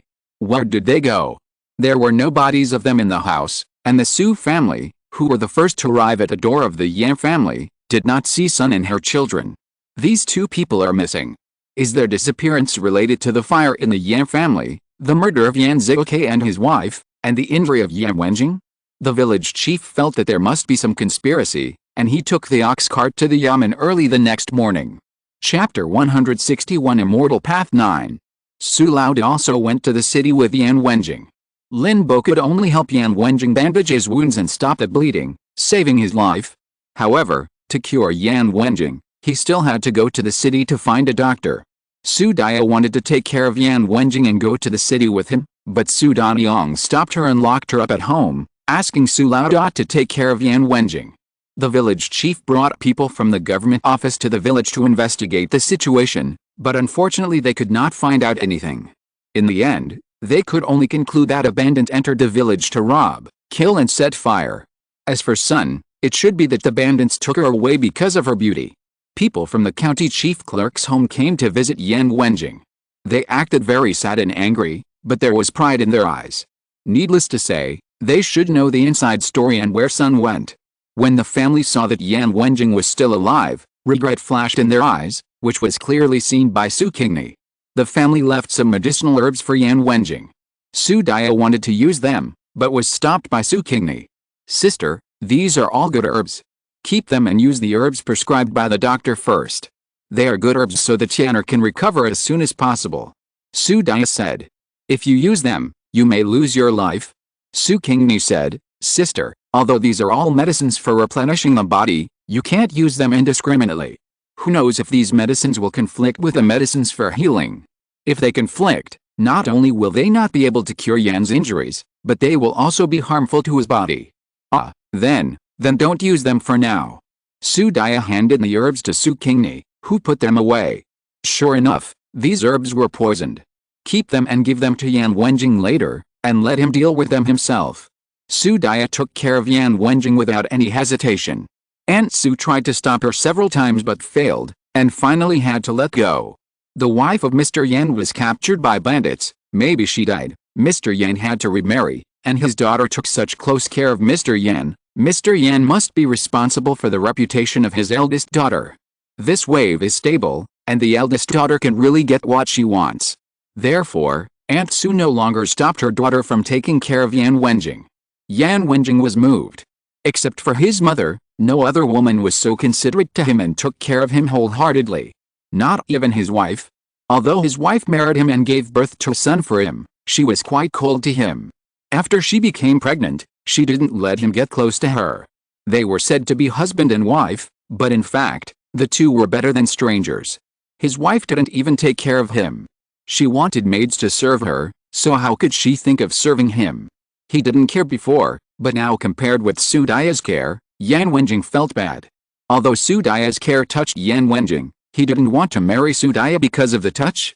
Although Sun was indifferent to Yan Wenjing still cared about this wife. The young man admired Ai. Sun was beautiful and had a good temperament. Yan Wenjing fell in love at first sight, and he only had this wife in his heart. No matter how good Su Daya was to him, He had no intention of letting Su Daya replace Sun except for guilt. Yan Wenjing firmly believed that Sun was not dead, she was just captured by the bandits, but she was still alive, waiting for him to save her. Yan Wenjing worked hard to recover from his injuries, just to find connections to inquire about the bandits' news after his body recovered, and rescue his wife. Because of this idea, Yan Wenjing took medicine actively and recovered quickly. As soon as his injuries healed, he left the Su family and went to the city to inquire about the news. Aunt Su was very angry. She thought Yan Wenjing would marry her daughter after his injuries healed, but she didn't know that he left to thank you and didn't mean to marry his daughter at all. He also said that his wife must be alive and he would not marry another wife. If I had known this would happen, I shouldn't have asked you to take care of Yan Wenjing. How can you marry into a good family in the future if you are like this now? Aunt Su was so angry that her liver hurt, and she scolded her eldest daughter. Su Daya lowered her head to do embroidery, and people could not see her emotions. She only said lightly, "If I can't marry into a good family, then don't marry. I don't regret taking care of Yan Gear. You. Aunt Su reached out and slapped Su Daya hard. "You pissed me off." Su Daya let Aunt Su slap her, and a tear fell on the embroidery. A few days later, Yan Wenjing returned to the village in a daze, and built a cenotaph for his wife and son next to his parents' graves, and then built a thatched cottage next to his family's graves. He lived in the cottage every day to mourn for his parents, wife and children. At the urging of Aunt Su, Big Brother Su found Yan Wenjing and asked Yan Wenjing, "My daughter Daya has taken care of you regardless of the rules between men and women. Her reputation has been damaged. Shouldn't you do something to show your appreciation?" Yan Wenjing was covered in sorrow and said painfully, "Uncle Su, I'm still in mourning." Big Brother Su said, "You will eventually get rid of mourning." Yan Wenjing, "Uncle Su, please forgive me. I am in pain and have no intention of marrying another wife for the time being." Big Brother Su, "You ruined my daughter's reputation, but you don't want to take responsibility. Do you want to force my daughter to die?" No. Big Brother Su, "You don't want to get married and have children. Do you want your Yan family to end its incense?" No. Big Brother Su, "You are a scholar, but you want to be a disloyal, unfilial, unkind and unrighteous villain." Yan Wenjing, "Uncle Su, I will marry Miss Daya as soon as I get rid of mourning, okay? Okay, it's settled. Let's exchange trust." Big Brother Su did not give Yan Wenjing any time to regret. Yan Wenjing could only take out a jade pendant he carried with him and exchange it for the embroidered handkerchief that Su Laodai asked for from his eldest daughter. Su Laodai happily took the jade pendant home and gave it to his eldest daughter. Su Daya took the jade pendant and carefully put it away. However, although her wish was fulfilled, Su Daya was not very happy, but very confused. "Sister, are you unhappy?" Su Qingni walked to Su Daya and asked. Su Daya sighed, "I forced this marriage. It was based on the death of Sun's mother and son. I feel very sorry for Sun. In addition, Yan Gear likes and cares about Sun in his heart, not me. I became his wife, and he treated me. Su Daya took a deep breath and forced a smile. "Let's not talk about that. I should be happy to be able to marry the person I like. I should be happy. See ya, I'm going to the city tomorrow, will you go with me?" "No need." Su Qingni refused. Seeing Su Daya's forced smile, Su Qingni decided to help Su Daya. As for the problem of someone being unable to accept the truth, it was not something she considered. Chapter 162, Immortal Path 10. The next day, Su Daya went to the city with Su Daya, and Su Qingni went to Yan Wenjing's thatched cottage alone. Su Qingni saw Yan Wenjing sitting in front of Sun's tomb, expressing his longing for Sun and his guilt, saying that he was sorry for Sun, and that he had wanted to spend his whole life with Sun, but now he had to marry someone else. Su Qingni directly threw the medicine bag in her hand at Yan Wenjing. "See Yan." Yan Wenjing caught the medicine bag. It hurt when the medicine bag hit him, but Yan Wenjing understood that Seer was angry after hearing what he had just said, and she hid him to speak up for her elder sister, so she didn't blame Su Qingni. He didn't blame Su Qingni, but Su Qingni would not let Yan Wenjing go, and sneered, "Do you know where the medicine bag in your hand came from?" Yan Wenjing certainly didn't know. Su Qingni said, "When you were recovering from your injuries, the Sun family sent you some medicine to replenish your body.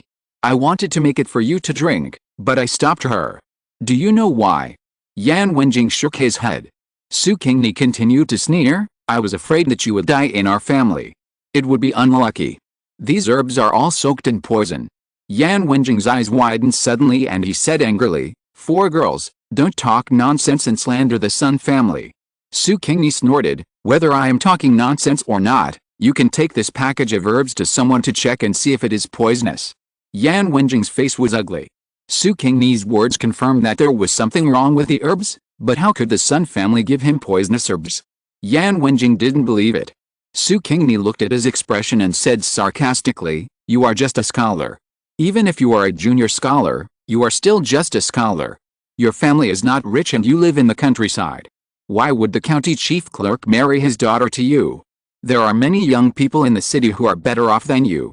Even if they are not as talented as you, their family background is worse than yours. Why should the official's daughter marry you and suffer? Haven't you thought about it carefully? It is not necessarily a good thing to be hit by a pie. Yan Wenjing closed his thin lips tightly. Su Qingni's words brought out the doubts and worries that he had been buried in his heart.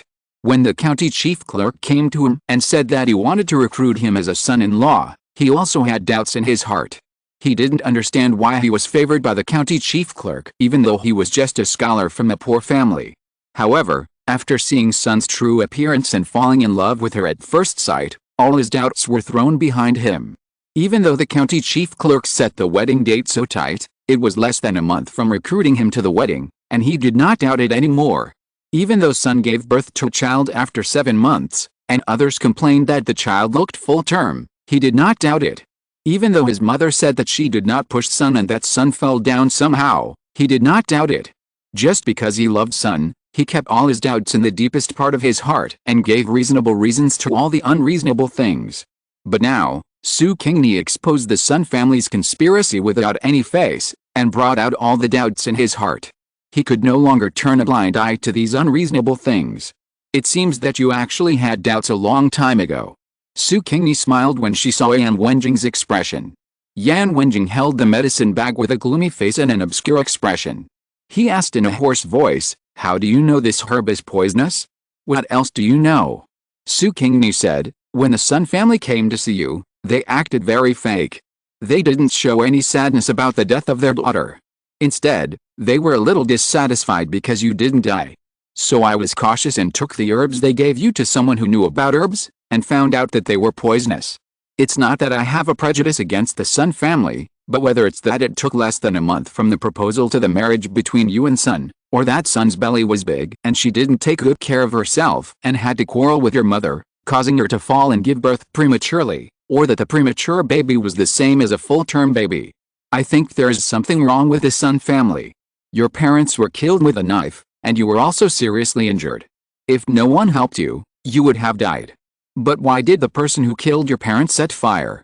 He wanted to destroy the bodies and eliminate all clues, right? If my family had not been alert and woke up the villagers to put out the fire, your house would have been burned to ruins. The villagers would only think that you and your family were burned to death in the fire, and they would not have thought that you were murdered. Who exactly wanted to murder you and your parents? It definitely wasn't the so-called bandits. It must be related to your missing wife. Right. Yan Wenjing wanted to deny it, but he opened his mouth several times but couldn't utter a word of denial. Su Qingni continued, after suspecting the Sun family and the Sun family, I went to look for clues nearby and met a passerby. Don't ask me who the passerby is, he has already left and you can't find him. The passerby told me that on the day your house caught fire, several horses ran out from the direction of the village. Among the people on the horses was a woman with a baby in her arms. It can be seen that the woman voluntarily followed the others and even treated those people in an imperative tone. Yan Wenjing. Yan Wenjing squatted down with his head in his arms in pain, wailing. Su Qingni stopped talking for the time being and stood aside to let Yan Wenjing wail. After a while, Yan Wenjing suddenly rushed to the grave of Sun and pushed the tombstone in front of it hard. The tombstone was buried firmly. Yan Wenjing squatted down and dug the soil with both hands. He didn't care if his hands were bleeding. Finally, he loosened the soil under the tombstone. He pushed hard again and pushed the tombstone down. Yan Wenjing walked to the tombstone of Yan Zhuke and his wife, knelt down heavily, kowtowed hard, and confessed loudly while kowtowing, Dad, Mom, I'm sorry, it's my fault. I was seduced by beauty and married a vicious woman. I brought disaster to the family and caused your tragic death. It's my fault, my fault. Yan Wenjing put his forehead on the ground and cried bitterly. Su Qingni looked at Yan Wenjing's performance and couldn't continue to talk today, so she turned and left. In the evening, Su Daya bought some cloth from the city, wanting to make clothes for her grandparents, parents and Yan Wenjing. Everyone could see that making clothes for Yan Wenjing was her main purpose, and making clothes for old man Su and others was just a side job. Su Qingni looked at Su Daya's happy but worried look and said to her, "Don't worry, big sister, Mr. Yan will be devoted to you." Su Daya chuckled, "You know nothing, but you still make promises for others. Do you want to learn embroidery from me? So that you can marry into a good family in the future?" Su Qingni shook her head and refused as usual. Suddenly, a voice that Su Daya was particularly familiar with and moved her heart was heard outside the courtyard gate. Su Daya quickly put down her work and rushed to the courtyard, and saw Yan Wenjing as expected. If you're listening to this novel on a channel other than Fanfic World, it means they downloaded and uploaded it without effort. We cordially invite you to visit our channel, Mundo Fanfic Novelis. There you'll find the original version of this story and you can explore many other novels of various genres. We're waiting for you to immerse yourself in a world of incredible novels. Chapter 163 Immortal Road's Eye. Brother Yan, are you here to see me? Su Daya asked shyly and expectantly. Yan Wenjing forced a smile on his ugly face and said softly, "No, I have something to ask Sia, can you let her out?" Su Daya showed a trace of disappointment on her face, turned her head and called to the room, "Sia, come out quickly, Brother Yan has something to ask you." Su Qingni walked out of the room slowly, passed by Yan Wenjing and said, "Let's go, let's talk outside." Yan Wenjing hurried to catch up. Su Daya frowned slightly as she looked at their backs. What was going on between the two? When her sister came home, she must ask her. Su Qingni and Yan Wenjing walked to the grave of Yan Ziguke and his wife. No villagers came here, so it was convenient to talk. Sun's grave had been flattened. "What do you want to ask?" Su Qingni asked, although she already knew what Yan Wenjing wanted to ask. Sure enough, Yan Wenjing asked, "Did you ask the passerby where Sun went with those men? Or which direction did they go?" Su Qingni did not answer but asked, "You want to find Sun? Have you not let go of Sun yet?" Yan Wenjing nodded, "I can't let go, but it's not that I still have feelings for her. I just want to know who her lover is. I want revenge. I want to kill them both and avenge my parents." Su Qingni sneered, "It's difficult. Do you know the identity of the lover?" Yan Wenjing said, "Do you know?" Su Qingni brought up Su Eraya's name and said, "My second cousin is a partner with Princess Hongyu. I heard a piece of news from her." Yan Wenjing knew Princess Hongyu. He was the child emperor of the current emperor. He was about the same age as the emperor's sons. He had the best relationship with the prince and was trusted by the emperor. "What news?" Yan Wenjing asked, with a bad feeling in his heart. The identity of Sun's lover must be very high. Could it be Princess Hongyu? Su Qingni looked at his expression and said, "It's not Princess Hongyu." Seeing Yan Wenjing slightly relieved, Su Qingni said, "It's the third prince." Yan Wenjing was choked by saliva and coughed for a long time. With red eyes, he asked Su Qingni, "How do you know it's the third prince?" Su Qingni said, "The third prince has the intention to compete for the throne. He thought that Princess Hongyu had some confidential matters to do when he left the capital this time, so he secretly followed him out and wanted to catch Princess Hongyu's braid. However, his whereabouts were discovered by Princess Hongyu early in the morning, but the prince ignored him."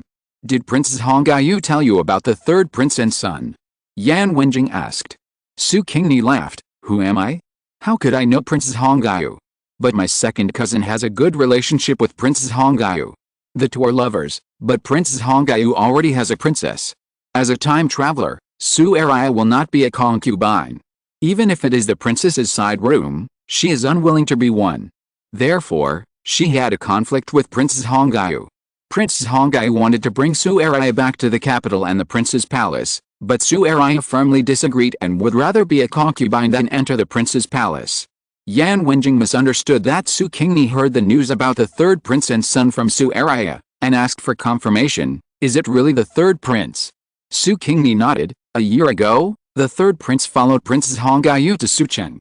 The county chief clerk was the third prince's man, and secretly arranged the third prince's food and lodging. During that time, in order to curry favor with the third prince, he offered his daughter to serve the third prince. Sun was beautiful, so the third prince naturally accepted her. Afterwards, Princess Hongai returned to the capital, and the third prince hurriedly followed him back, but did not take Sun with him. Sun was not taken back to the capital by the third prince and became pregnant again. For the sake of reputation, the Sun family found a sucker to take over Sun. Yan Wenjing smiled bitterly. I am that sucker. Su Qingni continued. The third prince just left in a hurry and did not take Sun with him. It was not that the third prince did not like Sun as the Sun family thought. Otherwise, no matter how bold they were, they would not dare to marry Sun, who was pregnant with the royal blood, to someone else. After a few months, the third prince thought of Sun. He couldn't bear to part with this beautiful woman, so he sent someone to take Sun back to the capital, but he found out that Sun was not only married but also had a child. The third prince was furious and wanted to settle accounts with the Sun family. In order to get away with it, the Sun family told the third prince that Sun's marriage to you, Yan Wenjing, was just a cover-up because Sun was pregnant with the third prince's child. And Sun and you were just pretending to be a couple. The third prince spared the Sun family, and when he heard that Sun had given birth to a boy, he had someone bring Sun and the child back to the capital. Because the third prince now has only a daughter born to the princess, he values you Sun very much. Because of your marital relationship with Sun, the Sun family emphasized that your marriage was fake and that Sun had no physical relationship with you, but the third prince was not happy that you were bearing the title of Sun's husband, so he wanted to kill you. The Sun family was even more afraid that you would tell your parents that your marriage with Sun was not fake, and they were determined to kill your entire family. The third prince's people killed your parents and injured you, all on Sun's orders. The fact that you were rescued by my eldest sister and did not die made the Sun family very uneasy, so they poisoned the medicinal materials and wanted to poison you to death. Later, when you recovered from your injuries and went to the city to find the Sun family, they were worried that there were too many people in the city and they would be exposed if they killed you. Seeing that you believed that Sun was kidnapped by bandits, they took advantage of the situation and made you believe that Sun was killed by bandits, tricked you into returning to your hometown to observe mourning, and then looked for opportunities to kill you. However, when you didn't know, someone helped you block several assassination attempts. That unsung hero was himself. Yan Wenjing was silent again and again. His hand was injured while digging yesterday and was not bandaged. Now he clenched it tightly, the wound burst, and blood flowed out again. After an unknown amount of time, Yan Wenjing finally spoke. Sia, can you ask your second cousin to introduce me to Princess Hongai? Su Qingni raised her eyebrows. Yan Wenjing said, Princess Hongai is from the lineage of the crown prince. The third prince wants to seize the throne, and he is an enemy of the crown prince. If I want revenge, I can only join the third prince's enemy. Su Qingni nodded, okay, but I have a condition. Yan Wenjing raised two fingers on his right hand and swore to the sky, I, Yan Wenjing, will be devoted to Su Qingni from now on, cherish her, and will never do anything to hurt Su Qingni, and will never betray Su Qingni.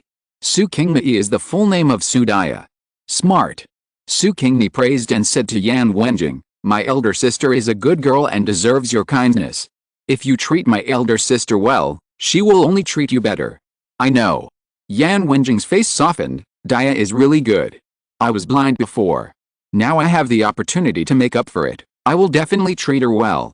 Chapter 164, Immortal Paths I. After Su Qingni returned home, Su Daya pulled her aside and asked her directly what she had talked about with Yan Wenjing. It was not that Su Daya did not trust her sister and her fiancé, she trusted them, so she asked her sister directly. Su Qingni said, Mr. Yan asked about the relationship between my second sister and Princess Hongai, and he wanted to ask my second sister to help introduce him to Princess Hongai. Is that so? Su Daya heard that it was a serious matter, and immediately helped him from Yan Wenjing's perspective. Tomorrow we will go to the city to find my second sister, and ask my second sister to come forward to help. Su Qingni nodded. The next day, the two sisters packed up early in the morning and went to the city to find Su Eraya. The second branch of the Su family is getting richer and richer now, especially after Su Eraya hooked up with Princess Hongai. With a backer, Su Eraya began to show her hands and feet, bringing modern novel food and things to this world, making a lot of money for herself and Princess Hongai. As a result, the second branch of the Su family became one of the richest families in the city. They moved into a 3-story house with a garden and bought servants to serve their family. In this family, Su Qingni is the absolute controller. Even Su Laoer and Su Erniang have to listen to this daughter. Su Laoer and Su Erniang have noticed the difference in Su Qingni. They are afraid and dare not oppose Su Qingni. They rarely appear in front of Su Qingni. Su Qingni herself has noticed it, but she doesn't care about it. She will provide for the two of them in their old age as a reward for occupying the original body, but don't expect her to have any feelings for Su Laoer and his wife and the Su family. She can help with small things, but if their requests are excessive and pushy, she will never pay attention to them. Before the separation, Su Qingni didn't have a good impression of the sisters Su Daya and Su Qingni. After the separation, the two families rarely met, and Su Qingni had no chance to get to know the two sisters. The self-righteous Su Qingni didn't like Su Daya and Su Qingni. When she heard that the two came to find her, she frowned slightly. Su Qingni asked two maids to follow behind her, and acted like a rich lady to receive Su Daya and Su Qingni. Su Daya was stunned for a moment when she saw Su Qingni's behavior, and her expression was a little uncomfortable. She realized that the current Su Qingni was no longer Su Qingni, and the gap between the sisters widened a lot. In front of the current Su Qingni, Su Daya felt inferior. It was as if Su Qingni was a princess who was high above, and was not in the same world as these country girls. Qingni. Su Daya shouted uncomfortably. The corners of Su Qingni's mouth twitched. Even Su Laoda and Su Erniang didn't call her that with such a rustic name. Su Qingni pulled her lips slightly and smiled. Sister, please call me by my full name. Qingxin. Su Daya shouted. She felt that the sisterhood between her and Su Qingxin was completely alienated. The girl in front of her was no longer the sister who used to play with her, do housework, and listen to her. Su Qingxin responded and asked with concern, "Are grandparents healthy? Our uncle and aunt healthy? I heard that you are engaged. When will you get married? I will add to your dowry." "It's too early to get married. Yangear still has to observe mourning." Su Daya replied. "Yangear?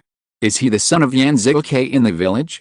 Yan Wenjing, the third-place winner 2 years ago, and the Juren who passed the imperial examination a year ago." Su Qingni was surprised. She had heard of Yan Wenjing's name. After all, he was the only Juren in their village, the only Juren in decades, and the whole village was proud of him. Su Laoer and Su Erniang even went back to the village to congratulate Yan Wenjing. Su Qingni did not go back but prepared a gift to make friends with Yan Juren. "This man looks like a talent, and maybe he will pass the imperial examination and become an official, so she will have an extra network of contacts in the future. I didn't expect Su Daya to marry Yan Wenjing. She is so lucky. Maybe Su Daya will be the wife of an official in the future. Congratulations, sister." Su Qingxin smiled and her attitude was much better.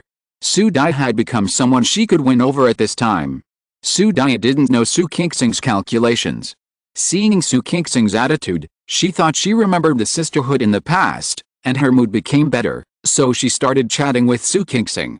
The two were not in the same circle. Apart from the current situation of the Su family, there were few topics to talk about. Soon, they had nothing to talk about. Licking her lips, Su Daya told Su Qingxin the purpose of her visit this time. Recommend Yan Wenjing to Princess Hongyu. Su Qingxin was surprised.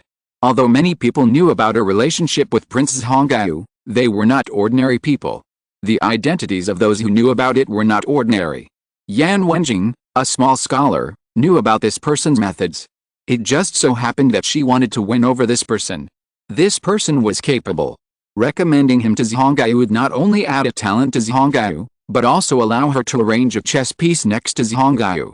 Don't say that Yan Wenjing would not help herself after becoming Princess Hongyu's subordinate. She was his sister-in-law, so naturally they were on the same side. If he didn't help herself, who would he help?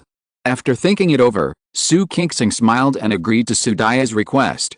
The prince attaches great importance to talents. Yan Juren has become famous at a young age and is also a junior top scholar. The prince will definitely be very happy to meet Yan Juren. Su Qingxin smiled and said, "Well, sister, you can bring Yan Juren to my house again tomorrow, and I will also call the prince to the house so that the two can meet." Su Daya was very happy to hear this. She thanked Su Qingxin repeatedly and left with Su Qingni. During the whole process, Su Qingni did not say any extra words and acted as Su Daya's follower obediently. When she walked out of the door, Su Qingni looked back at Su Qingxin, who sent them to the door. Something mysterious on Su Qingxin's head that ordinary people could not feel faded a lot. The next day, Su Qingni did not go out, and it was impossible for Su Daya to go out with Yan Wenjing alone, even though they were already nominally an engaged couple. Su Daling accompanied the two to the city. The result was very gratifying. Not only was Yan Wenjing valued by Princess Hongyu and accepted as a counselor, but Su Daling was also favored by Princess Hongyu because he was honest and hardworking and was a relative of Su Qingxin. He was assigned a position to be the head of a manor under Princess Hongyu's name. Although they had to leave the village and their home, this was a great opportunity. The old man Su and his wife and the old man Su and his wife were reluctant to leave their grandson's son, so they happily prepared luggage for Su Daling and his wife, and happily sent the young couple away. Yan Wenjing also left the village, but he promised to return to the village to pick up Su Daya after the mourning period.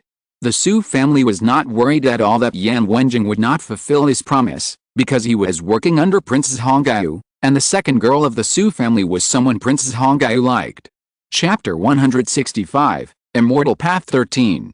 2 years later, Yan Wenjing returned to the village and married Su Daya as promised. At this time, he was already a popular person around the prince, and he passed the imperial examination. Although he was no longer working under Princess Hongyu, Yan Wenjing did not break his promise. Su Daya happily married the person she loved. Yan Wenjing was very good to Su Daya. After the sun incident, Yan Wenjing cherished Su Daya, a woman who loved him simply and rushed into the fire for him regardless of danger. Yan Wenjing had no love for Su Daya at first, only gratitude and pity, but as Yan Wenjing and Su Qingni said, Su Daya was really a good woman, and she was no worse than Sun. Now she is slightly more than half, and compared with Sun, each has its own merits. With both inner and outer beauty, would Yan Wenjing not be tempted? He was tempted and fell in love with Su Daya. He loved her and cherished her, she loved him and admired him. The two spent their lives happily like this. During this period, Yan Wenjing avenged himself. The third prince was designed by the crown prince and was rejected by the emperor. He was deprived of his inheritance and the throne and was sent to the imperial mausoleum to guard the spirit. Those who killed Yan's father and mother and seriously injured Yan Wenjing were tied up by the crown prince's men and sent to Yan Wenjing, who killed them personally. And Sun. Although she was the culprit of the Yan family tragedy, Yan Wenjing disdained to deal with a woman. And without him taking action, Sun did not get a good deal. The backyard of the prince's mansion is not so easy to treat, especially when other women did not give birth to children, but Sun had a son. Sun's mother and son became the target of the women in the backyard of the prince's mansion. All kinds of calculations went to the two mothers and sons. In the end, because Sun's son was the only son of the third prince, the women did not dare to really kill Sun's son, so the child survived, but Sun was not so lucky. He died very miserably and aggrievedly in the struggle in the backyard. The Sun family did not end well either. They offered their daughter to curry favor with the third prince, hoping that their family would rise to prominence. Yan Wenjing attacked them on this point, using the power of Princess Hongyu and the prince to attack the Sun family.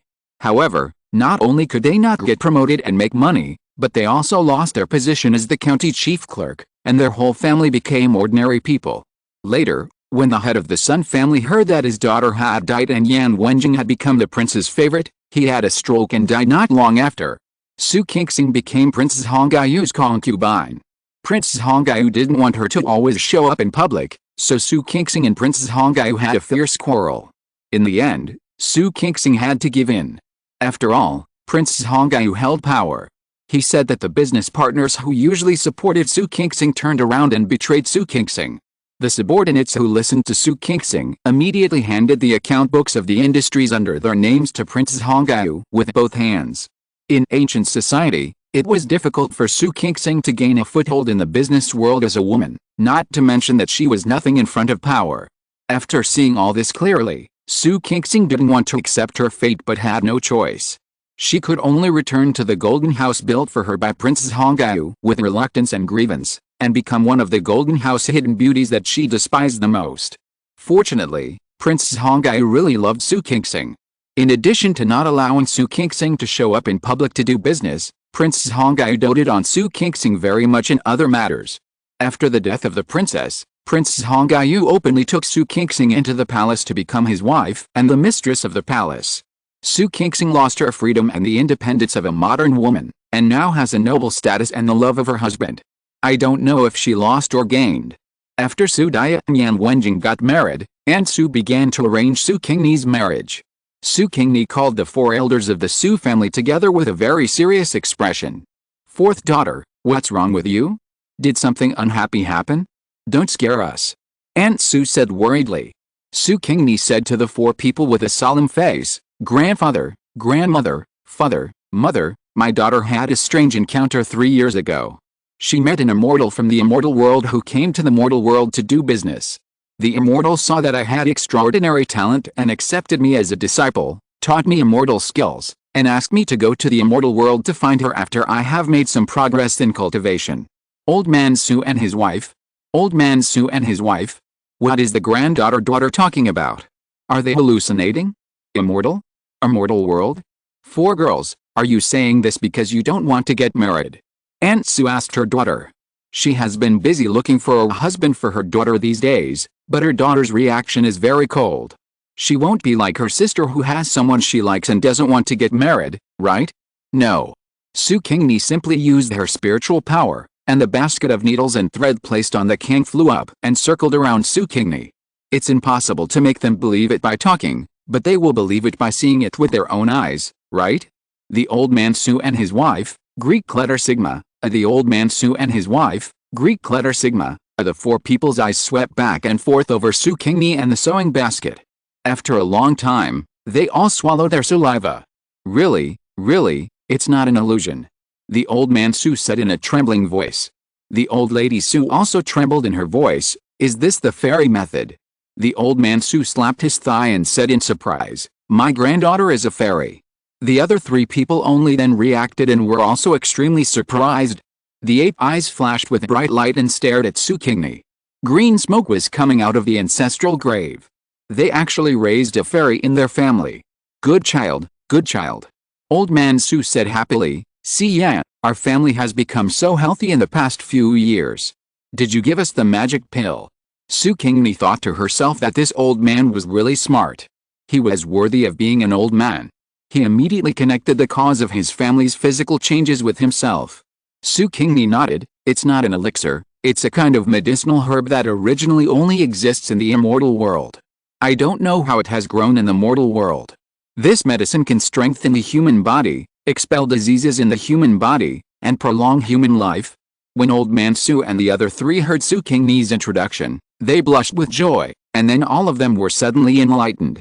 No wonder they felt that they were getting younger and younger, stronger and more flexible in recent years.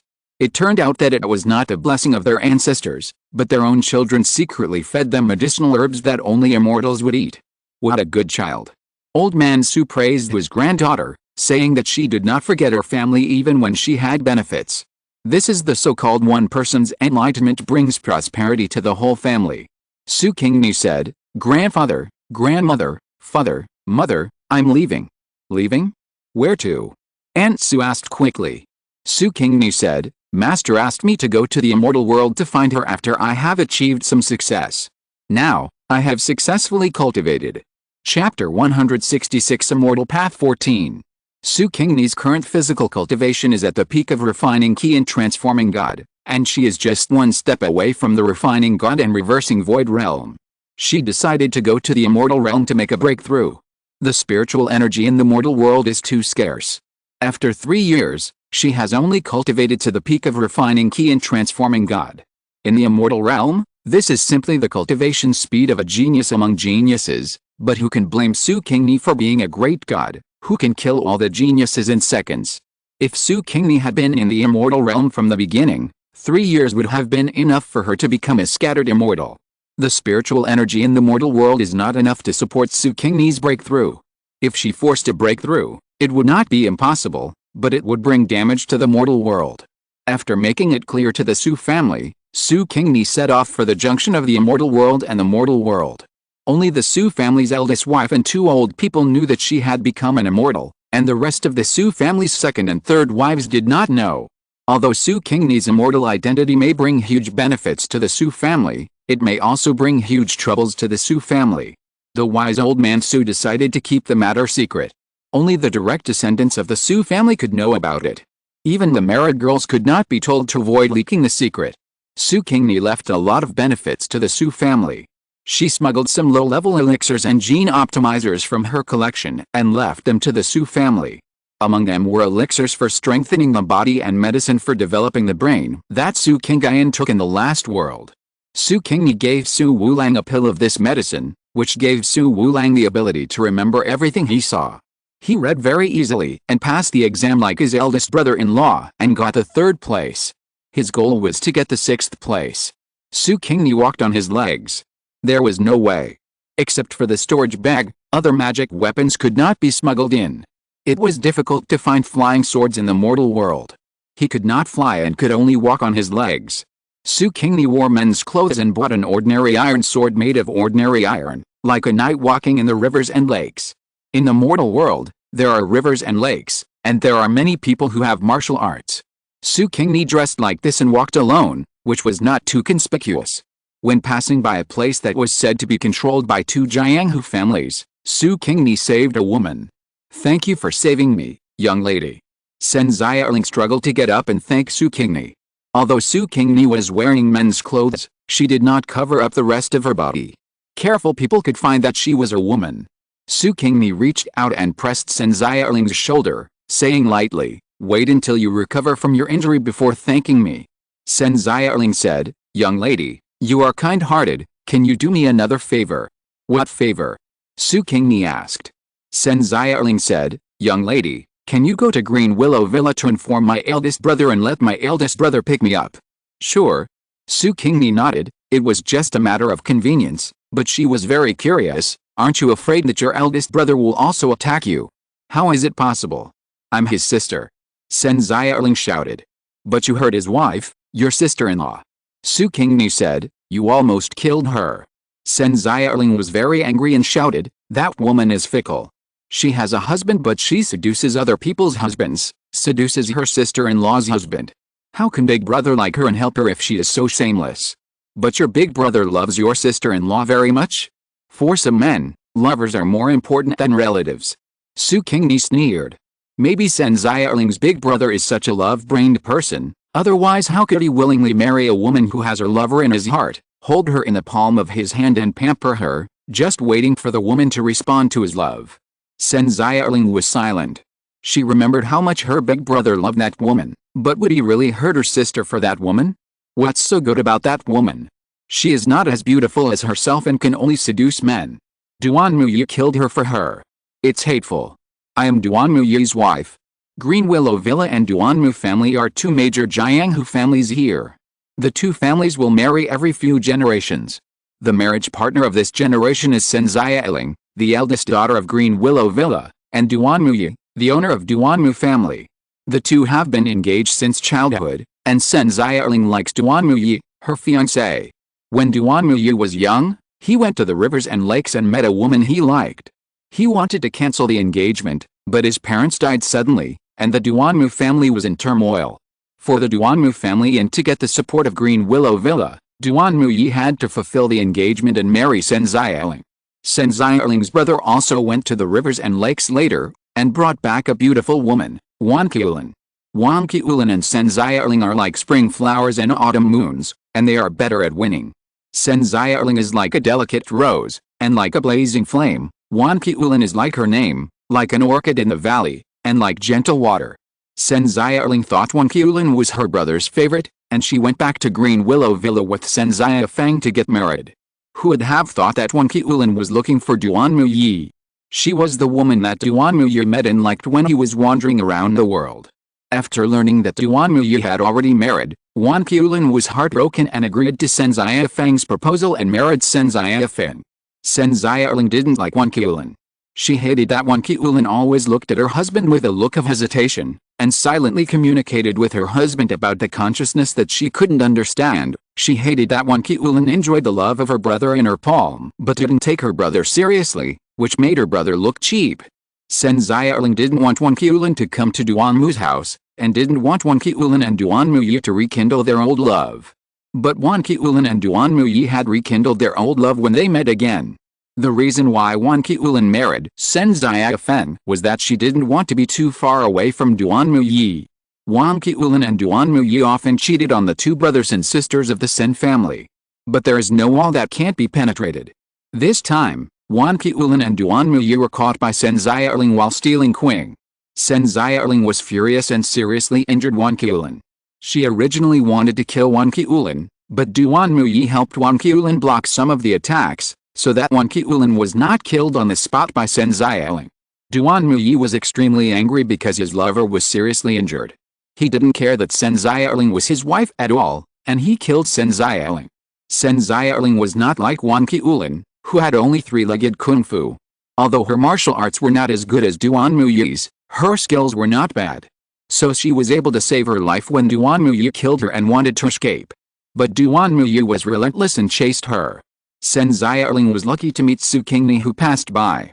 Su Qingni hated Duan Yi, a scumbag who hurt his wife for the so-called true love who was actually a mistress, so she shot and injured Duan Yi and saved Sen Ziaoling. Chapter 167, Immortal Path 15.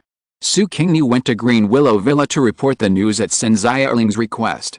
Someone from Green Willow Villa came and took Sen Ziaoling away. Su Qingni wanted to know Sen Ziaofeng's reaction, and was worried about Sen Ziaoling's safety, so she quietly followed Sen Ziaoling into Green Willow Villa. As expected by Su Qingni, Sen Ziaofeng married Wan Qiulin without caring that Wan Qiulin had someone else in her heart, which shows how much he loves Wan Qiulin. Such an infatuated seed, when he heard that his beloved wife was injured by his sister, he ignored his wife and brother-in-law's secret communication, but blamed his sister for being cruel and hurting his beloved. Sen Ziaoling was so angry that she vomited blood. Their relationship of more than 20 years of brother and sister was not as good as Sen Ziaofeng's unrequited love for a woman. That's not all. In order to avenge his beloved woman, Sen Ziaofeng actually attacked Sen Ziaoling. He didn't want his sister to die, he should just want to teach her a lesson. However, he forgot that Sen Ziaoling was injured, and he was too heavy-handed and almost killed Sen Ziaoling. Su Qingni rescued Sen Ziaoling and took her away. Sen Ziaoling was deeply shocked and almost doubted her life. She lost all her family and love. But it was obviously not her fault. Su Qingni asked, "What are your plans for the future? What are your plans?" She can't go back to her parents' home, nor can she go back to her husband's home. Where can she go? And Duan Yi might still want to find her and kill her. The Duan family has a lot of power in the world. She will be discovered wherever she hides, right? Sen Ziaoling frowned and bit her lip. The world is so big, but she didn't know where to go. Su Qingni said, "I'm short of someone to help me run errands and do miscellaneous things. Do you want to follow me?" Sen Ziaoling's heart moved. Su Qingni had a mysterious origin and was very skilled. Even Duan Yi, who was considered one of the top ones in the world, was slapped away by Su Qingni in 2 strokes. With such a master protecting herself, she doesn't have to be afraid of the Duan family. Isn't it just an errand runner? Anyway, she is homeless, so it's just right to run errands for the master. Sen Ziaoling nodded, changed her address, and called out, "Meet the master." Su Qingni smiled, "You won't regret your choice at this time." The reason why she accepted Sen Ziaoling was because she had the qualifications to cultivate immortality, and she was 1 in 1,000. If she had the opportunity to make up for the lost Yuan Yin, she would have a chance to become an immortal. Since Sen Ziaoling was her own, Su Qingni would not treat her unfairly, and would no longer use Sen Ziaoling's own medicine to treat her. Instead, she took out her own collection from the storage bag and fed Sen Ziaoling one into her mouth. Immediately, all the external and internal injuries on Sen Ziaoling's body were healed. Sen Ziaoling felt her own changes and was extremely shocked. She tore off the white cloth that bandaged the wound and found that the wound was completely healed, her skin was smooth, and there was no scar left. Then she used her internal force to feel it, and her internal force was unobstructed, and all the internal injuries were healed. Sen Ziaoling was stunned. After a while, he looked at Su Qingni and stammered, "Master, the medicine you gave me is divine. My injuries are all healed." Su Qingni smiled and said, "Don't be so surprised. What I gave you is just the lowest level healing pill. When we get to the immortal realm and have the materials, I will make some better pills for you." "Such a magical pill is only of low level? What effect does the high level one have? Then wouldn't the best medicine in the world be rubbish?" Sen Ziaoling asked in surprise. Immortals? Immortal world? Does the immortal world really exist? Are there really immortals who can fly with swords? Su Qingni asked, have you heard of the immortal world and immortals who can fly with swords? Sen Xiaoling replied, the books in my home have records of the immortal world and immortals who can fly with swords. The family tree also records that the ancestors of the Sen family were originally immortals in the immortal world, but later their foundation was damaged, and their immortal path was cut off, so they had to return to the mortal world to establish the Green Willow Villa. However, I thought that was just something the ancestors made up for their own face. Are they all true? My ancestors are immortals?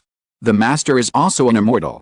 Su Qingni nodded and said, to be precise, your ancestors and I are both cultivators, and we have not yet become scattered immortals. However, mortals are ignorant and call the cultivators in the immortal world and scattered immortals as immortals. The difference? You will understand it yourself when you arrive in the immortal world. Sen Xiaoling was surprised. Can I go to the immortal world? Can I cultivate immortals? Su Qingni said, you have the qualifications to cultivate immortals. Otherwise, why should I accept you? Sen Xiaoling burst into laughter. Wan Qiulan, you never thought that I could actually cultivate immortality. From now on, there will be only immortals and mortals between you and me. I will stand on a high place and look down on you ants. Su Qingni was sweating. Why did she feel that Sen Xiaoling was a little bit second year? Sen Xiaoling was still laughing. Wan Qiulan, I should thank you. If it weren't for you, I wouldn't have met my master. If you knew that it was you who made me successful, would you feel so depressed that you wanted to hang yourself? Su Qingni was upset. Was Sen Xiaoling's personality so eccentric? It didn't match her previous personality at all. Sen Xiaoling didn't care about the face of Green Willow Villa and Duanmu's family. She spread the news that Wan Qiulan had an affair with Duanmu Yi and injured herself, and also spread the news that Sen Xiaofeng hurt his sister for a woman. She no longer considered herself a member of Green Willow Villa, so naturally she wouldn't save face for Green Willow Villa and Sen Xiaofeng. When the rumor spread throughout the martial arts world, it had become that Wan Qiulan embraced Duanmu Yi and Sen Xiaofeng on both sides, enjoying the happiness of two men as a woman. Wan Qiulan became a demon woman in the eyes of the public, and Duanmu Yi and Sen Xiaofeng were also despised by the martial arts world because of their self-degradation. The reputation of Green Willow Villa and Duanmu family was completely ruined. Other major forces in the martial arts world took the opportunity to annex the power of Green Willow Villa and Duanmu family. The hundreds of years of foundation of Green Willow Villa and Duanmu family were all destroyed by two unpromising descendants and a woman. At this time, Sen Xiaoling had already followed Su Qingni into the fairyland. Master, the spiritual energy in the fairyland is so strong. I feel like I am soaking in the ocean of spiritual energy. Sen Xiaoling said in surprise. She had already started practicing under the guidance of Su Qingni, and had already drawn the energy into her body. Her sensitivity to spiritual energy was much stronger than that of ordinary people. Su Qingni hummed, fairyland. If it is still the same as the mortal world, how can it be called the fairyland? Su Qingni said, let's find a safe place first. I want to break through the realm. Her realm has reached the peak of key refining and spiritualization. What she lacked was the spiritual energy to help her break through the realm. Now that she has arrived in the fairyland, the spiritual energy has poured into her body all at once, and she can't suppress her realm. Fortunately, they are in the junction of the mortal world and the fairyland. This place is very remote, and there are few immortals who come here, so it is easy to find a safe place. Chapter 168 Immortal Path 16. It was easy for Su Qingni to break through the realm. Others would need several days and nights or even several months, but Su Qingni broke through in just 1 hour. However, her current strength is only a medium-low level of cultivation in the immortal world, and she has no powerful magic weapon, so she can only survive for the time being. In this world, the cultivation of immortals is important, but the magic weapon is more important. It is strange that the power of the immortals in this world is not particularly strong, but the power of the magic weapon is very strong. Su Qingni decided that when she leaves this world, she will take more of the magic weapons in this world. Some top magic weapons can even hurt the immortals. If the immortals in this world get a top magic weapon, even if he only has the cultivation of refining ki into a god, he can hurt the powerful of scattered immortals. Of course, it is impossible for those above the earth immortals. After all, The difference in cultivation is too large, and the power of the magic weapon used by the user will also be limited. Su Qingni decided to find 2 good flying swords first.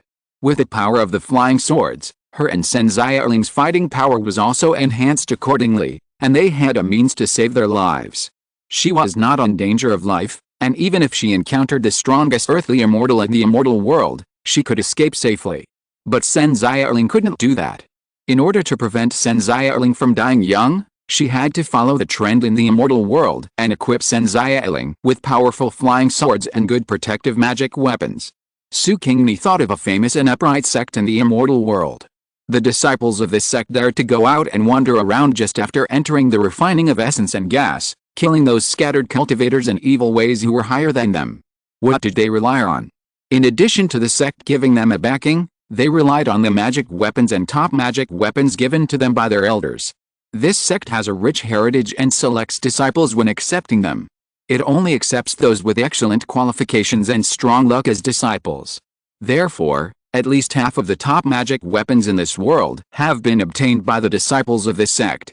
Therefore, when the disciples of this sect go out to travel, no one dares to provoke them. With a sneer, Su Qingni doesn't like this sect and their disciples.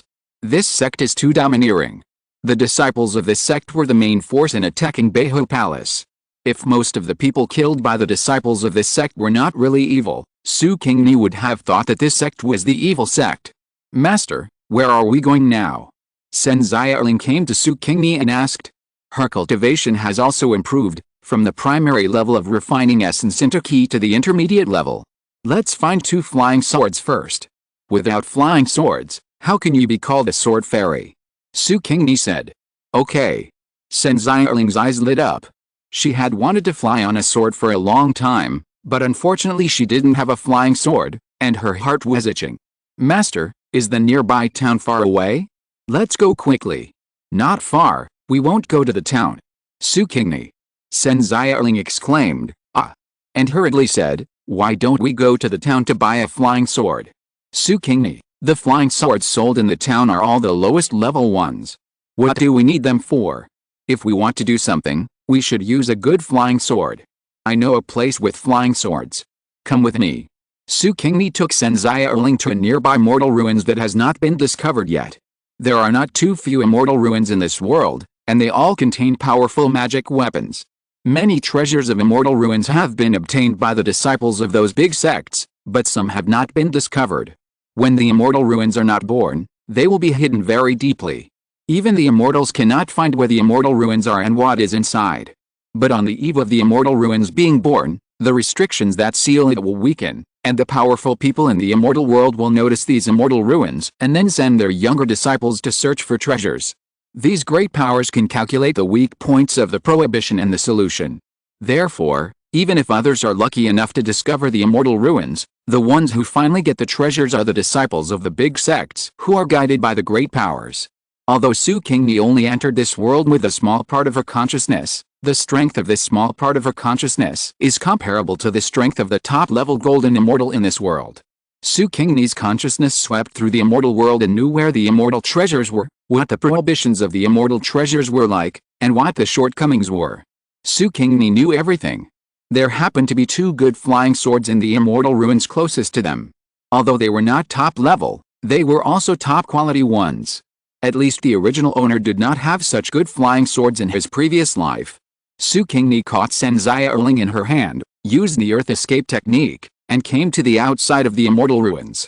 This immortal ruins is not yet out of the world, so in the eyes of outsiders, it is just an ordinary cave. At least Sen Xiaoling turned the cave over and found nothing unusual. Su Qingni chuckled, only immortal relics can be considered immortal relics if they are left behind by powerful beings above the level of earth immortal. You haven't even reached the realm of refining ki and transforming into a spirit, how can you see through the arrangements of the earth immortal? Sen Xiaoling pouted and asked, then master, have you seen through it? Su Qingni said, if I couldn't see through it, why would I bring you here to hunt for treasure? Sen Xiaoling, but master, you have only reached the level of refining spirit and reversing void. Su Qingni said, but I have recovered from my military career and started over again. Sen Xiaoling was surprised, recover from my military career and started over again? Who is the master in your previous life? Su Qingni sighed. A good man does not brag about his past achievements. Since I have recovered from my military career, my previous life is just a passing cloud. I don't want to mention it anymore. Sen Xiaoling quickly covered her mouth with both hands. In her opinion, Su Qingni must have had a terrible experience in her previous life, which made Su Qingni unwilling to mention her previous life. Su Qingni glanced at Sen Xiaoling with amusement. Sen Xiaoling was really a bit out of character now. She didn't look like a young lady or mistress of a martial arts family at all. She looked like a funny person. However, her cheerful personality was very suitable for cultivating immortals. The troubles of her husband's family and her parents' family had been left behind by her. They would not have much impact on her. In the future, when she passed a calamity, they would not become demons to deal with her. Su Qingni walked to a corner of the mountain wall, stretched out her hand, and a layer of true essence covered her hand. She patted the mountain wall several times in a certain order. Suddenly, the whole cave shook and changed its style. The small cave, which was originally only dim, became extremely bright. There were 7749 night pearls on the top of the cave. A stone door appeared on the left and right walls and on the mountain walls facing the cave entrance. Opening the first stone door, there was an alchemy room inside. There was an alchemy furnace in the middle. Su Qingni went straight forward and put the alchemy furnace into the storage bag. Originally, this alchemy furnace seemed to be connected to the entire mountain. No one could move it or take it away. However, Su Qingni's spiritual sense swept across it and eliminated the spiritual sense remaining on the alchemy furnace, and she easily obtained the alchemy furnace. Chapter 169 Immortal Path 17. The restrictions in the ruins were all suppressed by the remaining consciousness of the owner of the ruins. Su Qingni crushed the consciousness of the owner of the ruins. The entire ruins was no longer hidden from the two people, and everything was exposed. Two of the flying swords were the best things in the ruins, and they were very spiritual. After the restrictions were broken, the two flying swords flew out of the cave, trying to escape. Su Qingni would never allow the two flying swords to run away, as they came for the flying swords. Su Qingni turned her consciousness into a big net and caught the two flying swords. The flying swords struggled hard, but how could they break free from the consciousness of the great god? In the end, the flying swords gave up obediently and were collected by Su Qingni. The two flying swords were named Frost and Blazing Cloud, which were ice attribute flying swords and fire attribute flying swords respectively. The appearance of the flying swords looked very ordinary, but they were just treasures that were hidden by themselves. After the master's sacrifice, the flying swords would return to their original appearance. In addition to the two flying swords, Su Qingni and her partner also found a box of flying needles and a book on the art of using flying needles, and a cushion for calming the mind. There was nothing else. Su Qingni pulled Sen Xiaoling away quickly. All the restrictions were opened, and the powerful people in the immortal realm would be able to notice it immediately, and someone would definitely come to check it out. Those powerful people regarded the relics of the immortals as their own. They couldn't run into these people, or they would be in trouble if they knew that they and Sen Xiaoling had obtained the relics. They were not afraid of being hunted down, but they hated trouble. Sure enough, just a quarter of an hour after Su Qingni and Sen Xiaoling left, a beam of light flew into the cave and landed in the form of a middle-aged Taoist nun. The middle-aged Taoist nun carefully turned the cave around, frowning. She stretched out her right hand, pinching and calculating with her fingers, but she couldn't figure out anything. There was no clue as to who took the relics from the cave, and she couldn't figure it out even with divination. At this time, two more rays of light flew into the cave, and when they landed, they turned into a beautiful middle-aged woman and a Taoist priest with white hair and a youthful face. Fellow Taoist Shen, do you know which immortal's relics are in this cave? The beautiful middle-aged woman asked the middle-aged Taoist nun. She thought that the middle-aged Taoist nun had arrived first, and the things in the relics had already belonged to the middle-aged Taoist nun Shen Sui. The beautiful middle-aged woman did not rob them. She and Shen Sui were both from famous sects. There was an agreement between these sects that the immortals' relics belonged to whoever got them first. However, those treasures could only belong to the backup of their sects, and the rest of the casual cultivators and people from small sects had no chance of getting them. Shen Sui shook her head and said, I don't know. When I came here, everything here had been emptied. How is it possible? The beautiful middle-aged woman Han Ruxu was surprised. As soon as we heard the news that the ruins had appeared, we rushed here. It took less than half an hour. Who would be so powerful to eliminate all the restrictions and arrangements in the ruins and take away the treasures in such a short time? Even if the three immortals of the South China Sea came in person, it would be impossible, right? The three immortals of the South China Sea are the strongest in the immortal realm. They are all celestial immortals. However, in order to guard their sect and suppress their strength, they live in seclusion in the South China Sea. They are from the same sect as Han Ruxu. Shen Sui shook her head again. I can't calculate it. Taoist Zhuge, your divination skills are the best in the immortal realm. Why don't you calculate it? The middle-aged Taoist Zhuge nodded, took out a tortoise shell and a few copper coins from his sleeve, and began to calculate. Shen Sui and Han Ruxu stood aside, quietly waiting for the result. Zhuge's face became paler and paler, and a mouthful of blood spurted out. Fellow Taoist Zhuge. Shen Sui and Han Ruxu were shocked. Han Ruxu quickly took out a bottle of pills from her arms, poured out a pill and handed it to Zhuge. Zhuge took the pill given by Han Ruxu without hesitation.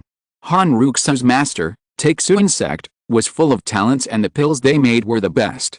The medicine for injuries in his own sect was not as good as the one given by Han Ruxu, so he naturally took the medicine given by Han Ruxu.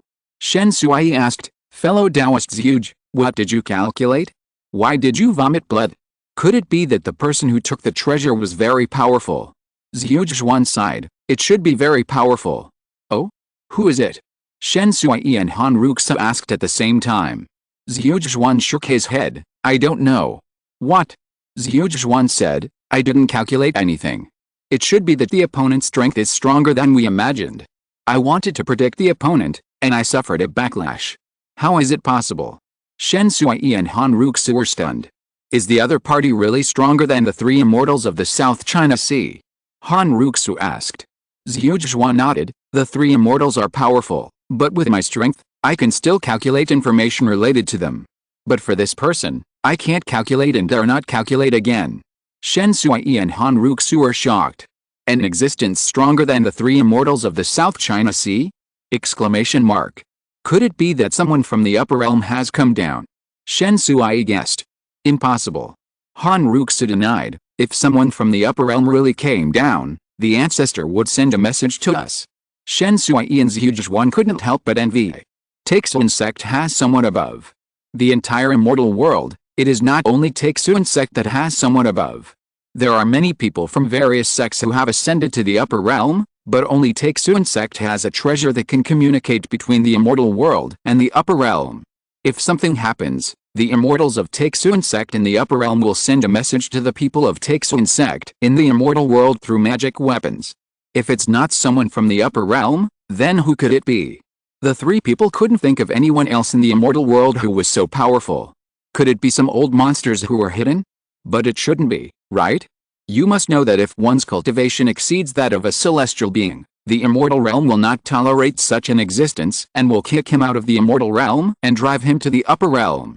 The reason why the three immortals of the South Sea were able to stay in the immortal realm was because the wealthy Taixu sect used magic weapons to conceal the cultivation of the three people and deceive the heavenly Dao. Is there another magic weapon in this world that can deceive the heavenly Dao to hide the cultivation?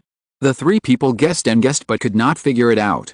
Zhuge sighed, I'm afraid the immortal realm will not be peaceful. Han Ruxu said, when has the immortal realm been peaceful? Cultivating immortals is to fight against the heaven and against people. How can you practice if it is too peaceful?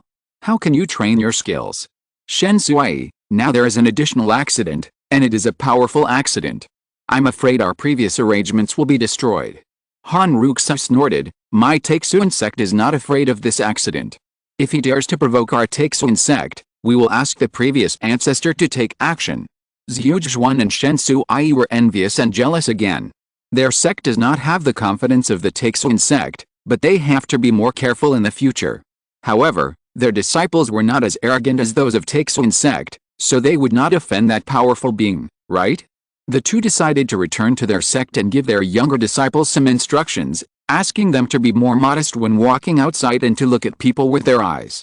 If you're listening to this novel on a channel other than Fanfic World, it means they downloaded and uploaded it without effort. We cordially invite you to visit our channel, Mundo Fanfic Novelist. There you'll find the original version of this story, and you can explore many other novels of various genres. We're waiting for you to immerse yourself in a world of incredible novels. Chapter 170 Immortal Path 18. Leaving a safe distance, Su Qingni took Senzai into the nearby towns. These towns were built by cultivators who were practicing and those who could not practice. After all, there were not many people who had the qualifications to practice. Even in the immortal world, the majority of people could not practice. The layout of the towns in the immortal world was not much different from that in the mortal world, except that the towns were managed by cultivators stationed by nearby sects instead of government officials. The town that Su Qingni and Senzai were entering was under the jurisdiction of the Qingming sect. The internal security was very good and it was also very friendly to outsiders. Su Qingni booked a small courtyard in the inn and took Senzai to stay. Her behavior was very common in the immortal world. Some cultivators who could not return to their own sects or caves for the time being and were in a hurry to practice would book a small courtyard in the inn to stay. The accommodation fee for such a small courtyard was very high, but it was worth the money. The inn guaranteed to provide guests with a safe and quiet environment, and also set up formation restrictions around the courtyard. As long as the guests activated the restrictions, they could practice in peace in the courtyard. Su Qingni activated the restriction of the courtyard to prevent the outside world from spying on the courtyard. This restriction can resist the spying of those below the earthly immortals, but there is no way for those above the earthly immortals. However, it is impossible for the powerful above the earthly immortals to spy on a small courtyard of the inn for no reason. Su Qingni took out 2 flying swords with confidence. The flying swords were held in Su Qingni's palms obediently, and they looked like ordinary flying swords in the mortal world. However, Senzai had seen the brilliance and power displayed by the 2 flying swords when they escaped, and would not be deceived by their current appearance. She stared at the 2 flying swords with shining eyes. Flying swords. As a cultivator, what you want most is a good flying sword. With a flying sword, you can fly with a sword. Although the escape technique can also make you travel faster, it is not as cool as flying with a sword. Senzai licked his dry lips.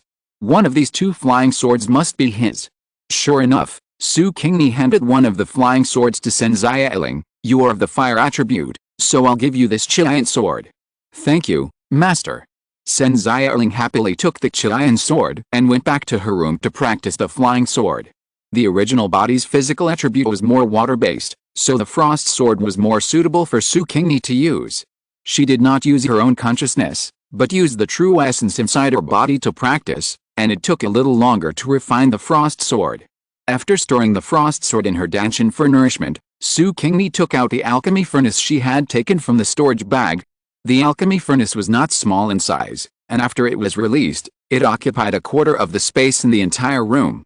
The alchemy furnace was simple and shrouded in a thin green light. Without the control of the original owner's consciousness, Su Qingni stretched out her hand and gently lifted the lid of the furnace. The rich medicinal fragrance emanated, which made people feel refreshed. Su Qingni looked inside the furnace.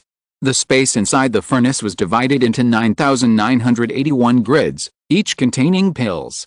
Some had more, as many as hundreds, and some had fewer, only 1 or 2. She carefully distinguished these pills. The ones with fewer were naturally good pills, with powerful and precious effects.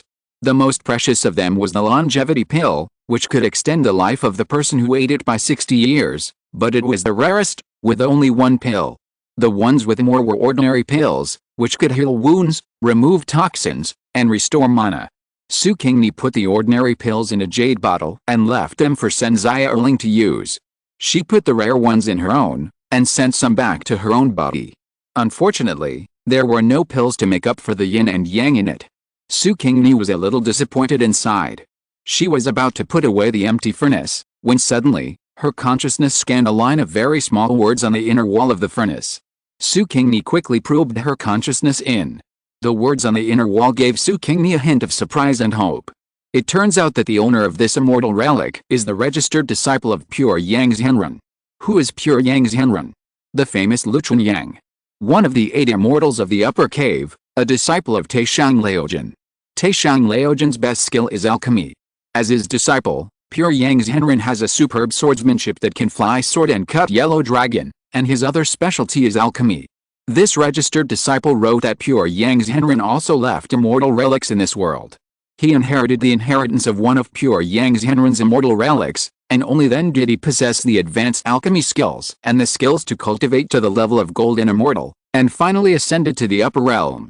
This person wrote that in addition to the immortal relic he discovered, pure Yang Zhenren also left another immortal relic, but it was not yet time for it to be born, and he could only calculate the approximate location of another relic, but he could not calculate where and when it would be born. This person who wrote down the approximate location and hoped to obtain his alchemy furnace had the hope of obtaining the inheritance of the pure Yang Zhenren in another immortal relic. Su Qingni was not interested in the inheritance of the pure Yang Zhenren. She knew LV Chunyang in the prehistoric world, and she also knew the Taishang Laojin of Liuzi's good corpse. If she wanted LV Chunyang's cultivation method, she could get it in the prehistoric world, and she could still cultivate to the Dalao Jingxin, which was much more advanced than the cultivation method in this world. Su Qingni was interested in the alchemy furnace and the elixir left by LV Chunyang. Perhaps there was a medicine to make up for the primordial yin and yang. Senzai Erling's cultivation was low, and it took her a month to refine the giant sword. Finally, the giant sword could communicate with her mind and be as good as her arm. Su Qingni took Senzai Erling out of the town and continued to dig treasures everywhere. One after another, the immortal relics that should not have been born were opened by Su Qingni, and all the things inside were packed and taken away, which greatly enriched her and Senzai Erling's pockets. Senzai Erling has now upgraded her weapons. In addition to the Chilean sword, she has another sword that is no less powerful than the Chilean sword, a protective magic weapon that even Earth immortals cannot break, and a lot of small magic weapons for attack and assistance. There are elixirs in the immortal ruins that can enhance cultivation without side effects. Su Qingni gave them to Senzai Erling. Senzai Erling relied on the elixirs to break through the two realms of refining essence into ki and refining ki into spirit, and entered the realm of refining spirit into emptiness. Su Qingni did not rely on elixirs, but only absorbed the spiritual energy in the immortal world. She has reached the peak of refining emptiness and combining with the Tao. As long as she survives the catastrophe, she can become a scattered immortal. Every time two people emptied the immortal ruins and left, Shen Su Ai and the other two came late. Seeing the empty immortal ruins, the three people almost vomited blood. How many treasures are there in these ruins? If they are divided among the younger generations of their family, they can be divided among many people. Now. Han Ruxu took a deep breath and said, I'm going to the South China Sea and ask the three uncles to help. Chapter 171 Immortal Path 19. Su Qingni brought Senzai Erling to the address recorded in the alchemy furnace. This is a barren mountain with thin spiritual energy. There are few spiritual herbs and herbs on the mountain. No one would come here to practice in the cave. The people in the immortal world would never have thought that there was a super powerful pure Yang Zhenren who built immortal relics here. Su Qingni easily found the relics of pure Yang Zhenren, broke the ban, and took Senzai Erling into the cave. The cave of pure Yang Zhenren was cleaner than the cave of his registered disciples. In addition to leaving behind a danding and the elixir inside, there was only a danju, and nothing else. Su Qingni put away the danding and threw the danju to Senzai Erling. Your fire attribute, very suitable for alchemy. Senzai Erling put away the danju as if it were a treasure. This is the inheritance of pure Yang Zhenren. Even she had heard of the legend of Lu Chunyang in the mortal world. A real immortal. Suddenly, Su Qingni's face changed, and she grabbed Senzai Erling's arm, performed the earth escape technique, and left this cave. As soon as their figures disappeared, three figures appeared in the cave. The three people were a young scholar, a long-haired monk, and a Taoist with a half-foot-long beard. At first glance, they looked like three ordinary people, but a closer look would reveal their extraordinariness. These three people were the Taixuan Sex Mountain Guardians, the three immortals of the South Sea. The young scholar was the eldest of the three immortals, Zi Wenshi, who was at the peak of the early stage of the celestial immortal. The monk was a dragon-slaying master who practiced both Taoism and Buddhism, and his cultivation was only one level lower than Zi Wenshi. The Taoist was called Qingjing Taoist, who was at the early stage of the celestial immortal. Master Dragon Slayer has a bad temper.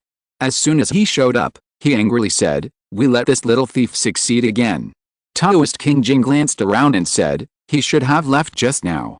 Let's chase him and we can catch him." Zi Wenshi shook his head. "Just now my spiritual consciousness clashed with that person. That person's strength is not lower than mine. He wanted to escape, and we couldn't catch up with him.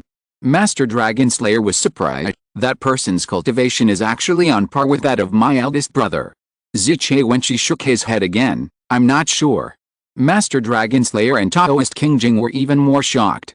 Taoist Qingjing said, when Ruxa reported, she said that the man was very powerful. I didn't believe it, but I didn't expect it to be true. Master Tulong said, then we have to find him faster and get rid of such a powerful opponent as soon as possible. It is God's will that the Taixun sect will flourish, and no accidents can happen to destroy the prosperity. The resources of the immortal realm are limited. If he takes away the resources, our disciples will be gone. Taoist Qingjing agreed, yes, my sect will flourish, and these relics and magic weapons should belong to my disciples. They must not fall into the hands of others. Ziche Wenqi nodded, whether that person is an anomaly or not, I will never allow him to plunder resources alive. I can't stop him alone, but with the help of 2 junior brothers, I can definitely save his life. Master Tulong and Taoist Qingjing all nodded, and the 3 of them flicked their sleeves and disappeared into the cave. Su Qingni and Sen Xiaoling crawled out of the ground and spit out blood. Sen Xiaoling was so scared that she quickly supported Su Qingni and asked worriedly, Master, what happened to you? It's okay. Su Qingni raised her hand to wipe the blood from her mouth. I just fought with one of the 3 immortals of the South China Sea and got a little injured. Her physical cultivation was too poor. Even though her soul was strong, her body and cultivation were dragging her down, causing her to be slightly injured even though she blocked Ziche Wenqi's attack. Sen Xiaoling stared at her master with admiration. The 3 immortals of the South China Sea. Those are the 3 immortals of the South China Sea. Her master only got a little injured when fighting with the 3 immortals of the South China Sea. The master is really amazing. Su Qingni said to Sen Xiaoling, now that the 3 immortals of the South China Sea have set their sights on us, we will no longer look for the remains of the immortals and will endure it for the time being. Sen Xiaoling nodded quickly. Although his master was powerful, the reputation of the 3 immortals of the South China Sea was there. They were the most powerful beings in the entire immortal world. His master was only at the level of refining the spirit and reversing the void, and had not yet cultivated into an immortal body. He would definitely suffer a loss against the 3 immortals of the South China Sea. We have found enough immortal relics. I can't use all the magic weapons on me. There is no need to dig for magic weapons. You think there are too many magic weapons? Su Qingni smiled, if you think there are too many, you can give them away. Sen Xiaoling stuck out her tongue and said, I won't give them away. These magic weapons were given to me by my master. Su Qingni coughed and spit out another mouthful of blood. Master. Sen Xiaoling quickly took out a healing pill made by a registered disciple of pure Yang Zhenren and handed it to Su Qingni. Su Qingni threw it into her mouth. It was indeed a pill made by the descendant of the Taishuang lineage, and the effect was really good. Su Qingni's internal injuries healed half immediately. Find a place where there is no one and scold me for going through the tribulation. Su Qingni said. She wanted to become a scattered immortal as soon as possible. Once she became an immortal, her body and cultivation would be less of a hindrance. Although she would not dig for immortal ruins again, what if she ran into the 3 immortals of the South China Sea because of other things? Strength is the foundation. In the absence of magic weapons, the most important thing is to increase cultivation. The 2 of them flew to a deserted area. Sen Xiaoling stood on a high ground in the distance and watched Su Qingni's tribulation. Watching others' tribulation is good for one's own cultivation, and it will also give one experience in tribulation in the future. Su Qingni sat cross-legged on the sand, and her aura rose steadily. With a click in her mind, the barrier between mortals and immortals was broken, causing the heaven and earth to resonate, and thunderclouds began to accumulate above her head. A huge lightning bolt that blinded people split the thundercloud and struck down on the heads of the people below, with great momentum, as if it was going to smash people to pieces. Su Qingni did not release magic weapons to protect and resist lightning like other people who were going through tribulation. She used her body to resist it. Su Qingni was running a body refining technique that she had created when she entered this world. She used thunder to refine her body and transformed all the power in the thunder into the power of her own body. The works of a great god must be top-notch. The thunder that was extremely dangerous to others was just a tonic for Su Qingni. The power in the thunder was absorbed and transformed by her very quickly. Not only did the thunder not injure Su Qingni, but even her clothes were not damaged. Unfortunately, There were only 9 heavenly tribulations in the immortal tribulation. After the 9th thunder struck, there was no more thunder. The thunderclouds in the sky dispersed, and the sky was clear. All the true essence in Su Qingni's body was transformed into immortal essence, and her temperament became ethereal and otherworldly. As soon as she opened her eyes, the world seemed to be under her control. Congratulations, Master. Sen Xiaoling flew over on his sword and happily congratulated Su Qingni. Su Qingni smiled faintly and returned to the realm of her original life. Chapter 172 Immortal Road 20. Su Qingni opened the alchemy cauldron of pure Yang's Henren. As expected of pure Yang's Henren, all the pills he refined were top-notch, not a single one was ordinary. The most valuable ones were 4 kinds of pills. One was the transformation pill, which could perfectly transform a demon cultivator into human form after eating it. One was the 6-turn golden pill, which could improve cultivation. Eating one pill could improve cultivation for 100 years without any side effects. The remaining 2 were the yin replenishing pill and yang replenishing pill, which could replenish the yuan yin and yuan yang. Holding these 2 pills, Su Qingni felt a little turbulent in her heart. That was the residual emotion of the original owner. Su Qingni's eyes darkened. She put away the yang replenishing pill, and called Sen Xiaoling to her side. This is the yin replenishing pill, which replenishes the yuan yin you lost. Su Qingni threw the pill to Sen Xiaoling. Sen Xiaoling was overjoyed. After being brought into the path of cultivation by Su Qingni, she wanted to ascend to the upper realm with one heart. Unfortunately, her yuan yin had been lost, and she could only cultivate to the earthly immortal at most, which made Sen Xiaoling feel lost for a long time. Unexpectedly, she didn't expect that the lost yuan yin could be replenished. Then, wouldn't I be able to become a celestial being and ascend to the next level? Sen Xiaoling was so happy that she was floating in the air.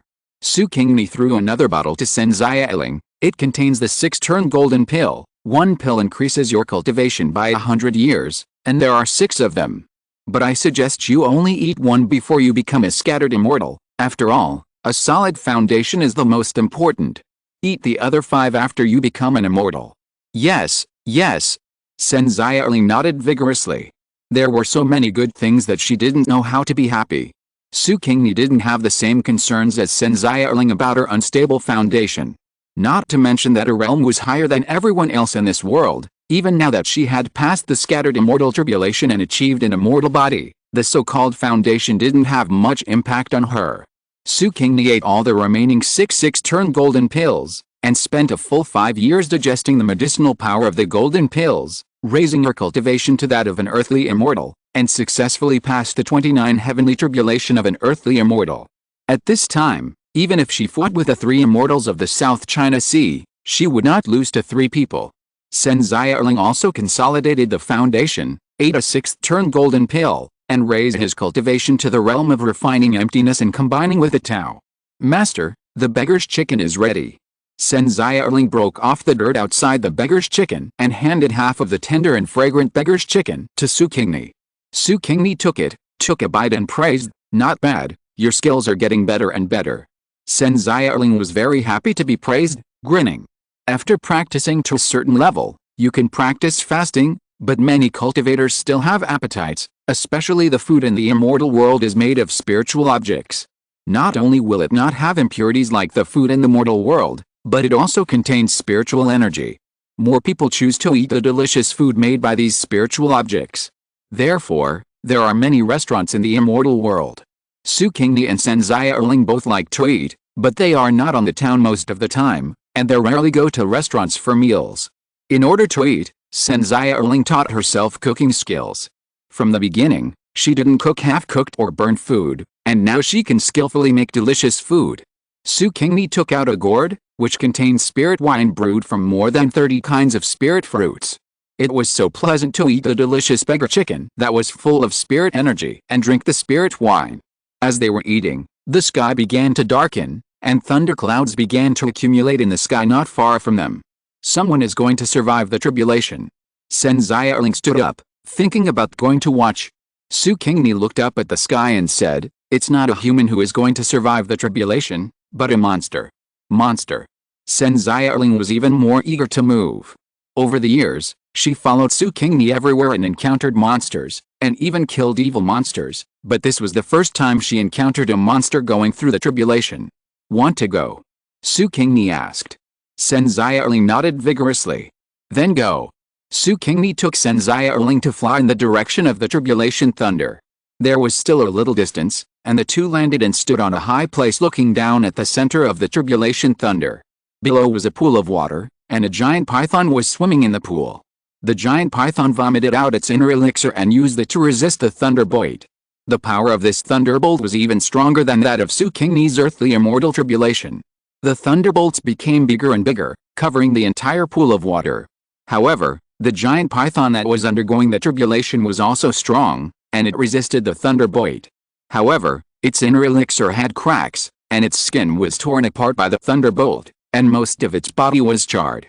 After the last thunderbolt dissipated, the giant python floated on the water, motionless, as if dead. Did it succeed? Senzai Erling asked Su Qingni beside her. Su Qingni nodded. It succeeded. As soon as the voice fell, the giant snake's charred body changed. Its body expanded, and the charred snake skin fell off, revealing the smooth and shiny green scales inside. Claws grew under its abdomen, and a bulge grew in the center of its head. This is a dragon. Senzai Erling said in surprise. Good luck. Su Qingni said. It is very difficult for a snake to transform into a dragon, and for a dragon to transform into a dragon. The hardships experienced during the process are more than those experienced by humans in cultivating to become immortals. It must be very difficult for this giant python to successfully transform into a dragon. Just as he was sighing, a sword light suddenly shot towards the green dragon. The green dragon had just completed the tribulation and consumed a lot of energy. It was completely unable to resist this attack. Seeing that it was about to be pierced by the flying sword, Su Qingni quickly released her own frost sword to block the sword light. Who dares to hinder me? The sword light dissipated, and a woman in a yellow dress stood in the air and shouted angrily, with an arrogant look on her face. Su Qingni snorted and said, You took advantage of someone's misfortune and you still blame me for stopping you. The woman saw Su Qingni and Senzai Erling and shouted, It is my duty as a righteous person to kill demons and monsters, but you stopped me from killing demons. Are you in cahoots with this demon? Su Qingni said, To kill demons and monsters, we should kill the demons that do evil, not the demons that have not done anything bad. There is no blood or evil karma on this green dragon, but you attacked it indiscriminately. You are presumptuous to be a righteous disciple. Senzai Erling said from the side, You took advantage of its weakness to attack it. How is your behavior different from those of the villains? I think you attacked it because you coveted the flesh and inner elixir of the green dragon, right? No. The woman's motive was exposed by Senzai Erling. She was panicked and shouted fiercely, I am a disciple of Taixun sect. How can you, a heretic like you, frame me? Tisk tisk, so you're from the Taixun sect, no wonder. Senzai Erling sneered, No wonder you're so arrogant and like to put accusations on others. I heard that there was a woman from the Taixun sect named Tan Shuling who framed someone as an evil witch in order to seize her magic weapon. You're not related to Tan Shuling, are you? Chapter 173 Immortal Road 21. The woman was Tan Shuling mentioned by Senzai Erling. When she heard Senzai Erling mocking her, she became even more angry. She waved her hand, and 6 top-level magic weapons appeared in the air behind her, not counting the flying sword she had sent out at the beginning. All 7 magic weapons were top-level. Other cultivators would not be able to get even one even if they tried their best. But this woman used all 7 at once. Wow, she is indeed a disciple of Taixun sect. She is really rich and powerful. No wonder Tan Shuling is so famous. No wonder she can kill the scattered immortals from the side sects even though she has only the cultivation level of refining the spirit and reversing the void. The scattered cultivators from the side sects are poor ghosts compared to the disciples of the big sects. Even if they have a higher cultivation level than the disciples of the big sects, they can only be resentfully pushed aside by these disciples relying on their magic weapons. Tan Shuling saw that the cultivation levels of the 2 women were higher than hers, but she was not afraid at all. She was someone who had killed even scattered immortals. Senzai Erling snorted, Why, do you think you can bully others just because you have many magic weapons? Then let's see who has more magic weapons. After speaking, she stretched out her hand, and 8 top magic weapons, including the blazing cloud sword, appeared above her head. Tan Shuling. Tan Shuling's eyes turned red with jealousy. She was a reincarnated cultivator. Although she had no memory of her previous life, because of the arrangement of her previous life and the strong luck of this life, she had many adventures and was able to obtain so many top magic weapons. There are even more magic weapons of this kind, but she was not as good as the woman in front of her. The woman in front of her was a few years younger than her, but her cultivation was higher than hers, and she had more magic weapons than her. Could it be that this woman was born extraordinary? No, she wasn't. She knew almost all the disciples from the big sects, except for these two women. But they have more magic weapons than she does. Tan Shuling suddenly remembered the troubles of her master and elders some time ago. Many immortal relics that should not have been seen were visited by others, and the magic weapons that should have been left for the disciples of the sect were looted. Could it be that these two people were related to the person who looted the immortal relics? Tan Shuling immediately took back all the magic weapons, turned around, and ran away. Are you kidding? My cultivation is not as good as others, and my magic weapons are not as many as others. Should I stay here and wait to be chopped up and give them magic weapons? Just like the opponents she met before. Senzai Erling and Su Qingni did not chase. Senzai Erling turned to Su Qingni and said, "Master, we may be in trouble later." Su Qingni nodded. Qin Shuling should have guessed our identity, and people from Taixun sect will come later. I just don't know who will come. Senzai Erling was a little worried. It will be terrible if the three immortals of the South China Sea come. Master, should we hide? Su Qingni raised an eyebrow. I can fight against one of the three immortals when I am at the level of Liang Sahadeo. Now that I have advanced to an Earth immortal, do you think the three immortals of the South China Sea are still my opponents? Master is mighty. Senzai Erling put aside half of his worries and flattered Su Qingni. How can the three immortals of the South China Sea be the master's opponents? Su Qingni smiled and flew to the side of Qinjiao. The green dragon thanked Su Qingni in a muffled voice. Thank you, fairy, for saving my life. You're welcome. I just did it for the sake of convenience. I saved you because you never commit murder. Keep doing this and you will surely achieve success. Su Qingni said, thinking for a moment, and took out a jade bottle from the storage bag and threw it to the green dragon. Well, it's fate that you two met. I'll give you this to make a good relationship. The green dragon thanked him and took the jade bottle. When he opened the bottle cap and saw it, he was overjoyed. Transformation pill. It evolved from a python to a green dragon, and its bloodline became noble, but it was more difficult to transform than other shallow monsters. It thought it would take at least 200 or 300 years to transform, but now that it has the transformation pill, it can transform immediately. After transforming, it has a human appearance and can be called a cultivator, and will no longer be killed by human cultivators at will. Thank you, fairy, thank you, immortal. The green dragon was extremely surprised and kowtowed to Su Qingni. Su Qingni waved her hand and flew away with Senzai Erling. The green dragon looked at the two people's backs disappearing, and couldn't wait to return to the bottom of the pond and take the transformation pill. 3 months later, Qin Shuling unwillingly brought her fellow disciples to the pond again to kill the green dragon, but the place was empty. The dragon was gone. Qin Shuling was so angry, but she didn't know that the young man in green clothes who passed by them on the way was the target they wanted to kill. Su Qingni and Senzai Erling did not deliberately hide their tracks, so they were soon found and beaten by the people of Taixun sect. Han Ruxu and another elder of Taixun sect, Master Zenitun, came to them. Master Zenitun had a kind face and acted as a white face to persuade Su Qingni and Senzai Erling. Han Ruxu acted as a black face, looking like she was going to kill the two. The purpose was to make the two hand over all the magic weapons on them and explain who is the master who went to dig the immortal ruins. The two did not see Su Qingni's physical cultivation, and did not believe that they could dig so many immortal ruins with their strength. Su Qingni used her strength to tell them how blind they were and beat them back. Master Zenitun had a good attitude, so she didn't suffer much. Han Ruxu was just like the disciples of Taixun sect. All of them looked down on others and were ruthless when beating and killing others, so she was severely punished. Su Qingni directly knocked her down a level, from a terrestrial immortal to a scattered immortal. After Han Ruxu fled back to Taixun sect, she alarmed the entire Taixun sect. The three immortals of the South China Sea determined from Han Ruxu's description that Su Qingni should be the one who dug up many immortal relics, and they immediately came to her. Hand over all the magic weapons you got from the immortal relics, and we can spare your soul and let you reincarnate. Otherwise, we will make your soul fly away. Master Tulong had a hot temper and threatened Su Qingni as soon as he saw her. Su Qingni chuckled, "Do you think you are worthy? It would be better to let your ancestors say that to me. What a shameless witch." Ziche when she glanced at Su Qingni with cold eyes. She was just an earthly immortal, but she dared to look down on the three of them. She really didn't know how high the sky was and how deep the earth was. Su Qingni sneered, "Witch? Anyone who doesn't go along with you will be demoted to a witch and a monster. Who do you think you are? The way of heaven? Even the way of heaven is not as arrogant as your Taixun sect. Do you really think that you have the support of the previous golden immortals, and you really think that the destiny shows that your Taixun sect is going to prosper, and you will become the master of this world?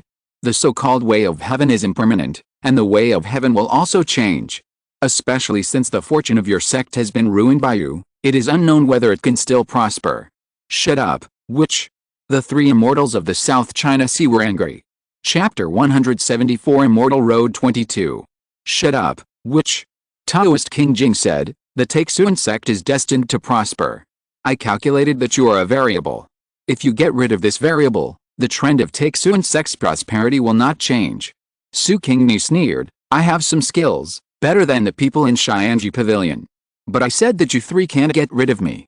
Witch, you overestimate your ability, die." The hot-tempered Master Tulong was too lazy to waste his breath and attacked Su Qingni directly. Su Qingni pushed Sen Xiaoling away 10 miles with her left hand and met Master Tulong. Her body is now at the strength of an earthly immortal, and she can barely exert the full power of her spiritual consciousness. However, Su Qingni restrained herself and only exerted 70% of her spiritual consciousness at most, but it was enough to deal with Master Tulong. Master Tulong was an early-stage celestial immortal, and the 70% power exerted by Su Qingni was equivalent to the cultivation of a mysterious immortal. The realm of immortals is divided into scattered immortals, earthly immortals, celestial immortals, true immortals, mysterious immortals and golden immortals. There are two realms between the celestial immortal and the mysterious immortal. In less than 10 moves, the Dragon Slayer was beaten away by Su Qingni. Ziche Wenshi and Qingjing Taoist's pupils shrank suddenly. They didn't expect Su Qingni's strength to be so powerful, and she was not just the earthly immortal realm she showed. This person's realm must be higher than the celestial immortal, but shouldn't people above the celestial immortal stay in the upper realm? How could she come to the lower realm and not be rejected by the lower realm? What is this person's identity? Ziche Wenshi and Qingjing Taoist thought that the three of them together were not Su Qingni's opponents. They were afraid that it was really like Su Qingni said, only the ancestor of their sect could come to the lower realm to deal with Su Qingni.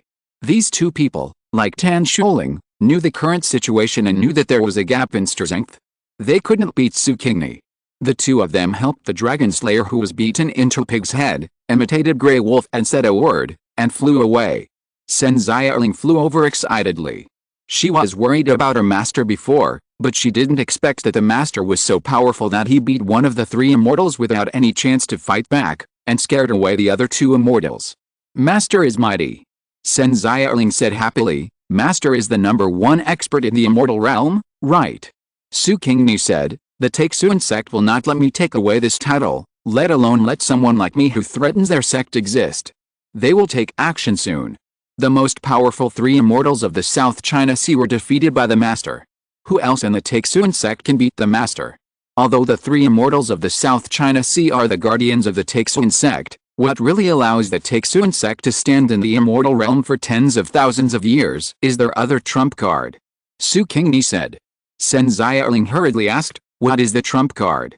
Su Qingni said, "One is the Taixun sect's mountain protection formation, the 4 symbols and 8 trigrams formation.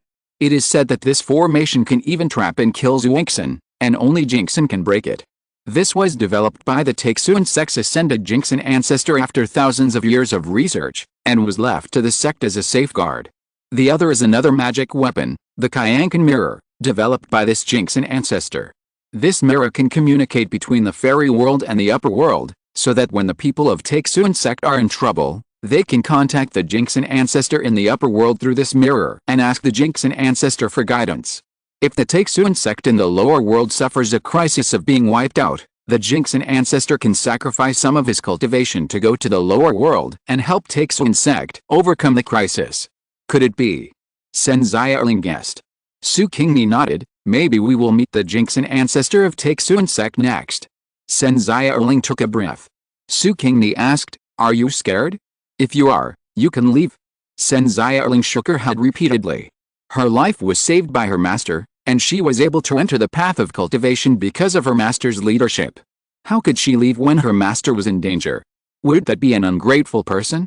Su Qingni smiled and patted Sen Xiaoling's head. You won't regret your choice. The Taixun sect acted quickly. They regarded Su Qingni as the biggest enemy of their sect. After the three immortals of the South China Sea also lost to Su Qingni, the head of the Taixun sect and the three immortals of the South China Sea immediately activated the Qiankan mirror and contacted the golden immortal ancestor of the Taixun sect, Taixun Zhenjin.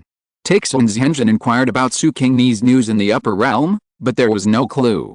Taixun Zhenjin determined that Su Qingni had no backing in the upper realm, so he spent a certain amount of cultivation to go to the lower realm. In thousands of years, this was the first time that Taixun Zhenjin went to the lower realm.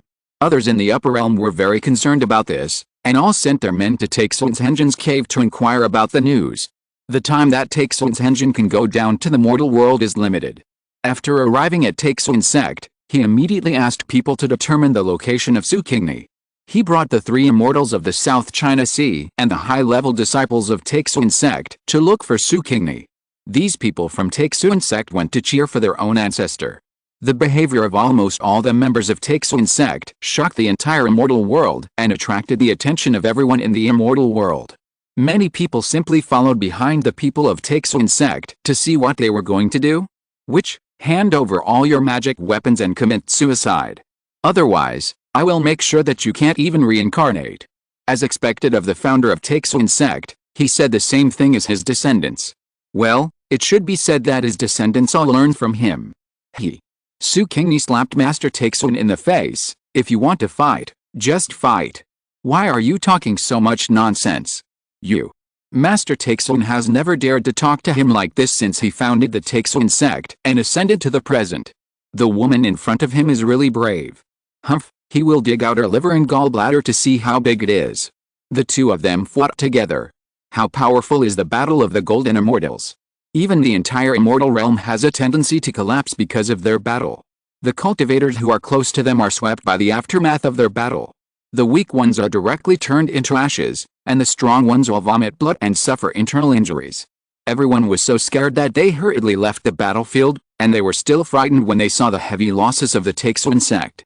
The people of the Taixun sect had too much confidence in their founder, and they all stood at the closest distance to watch the founder fight the demon girl.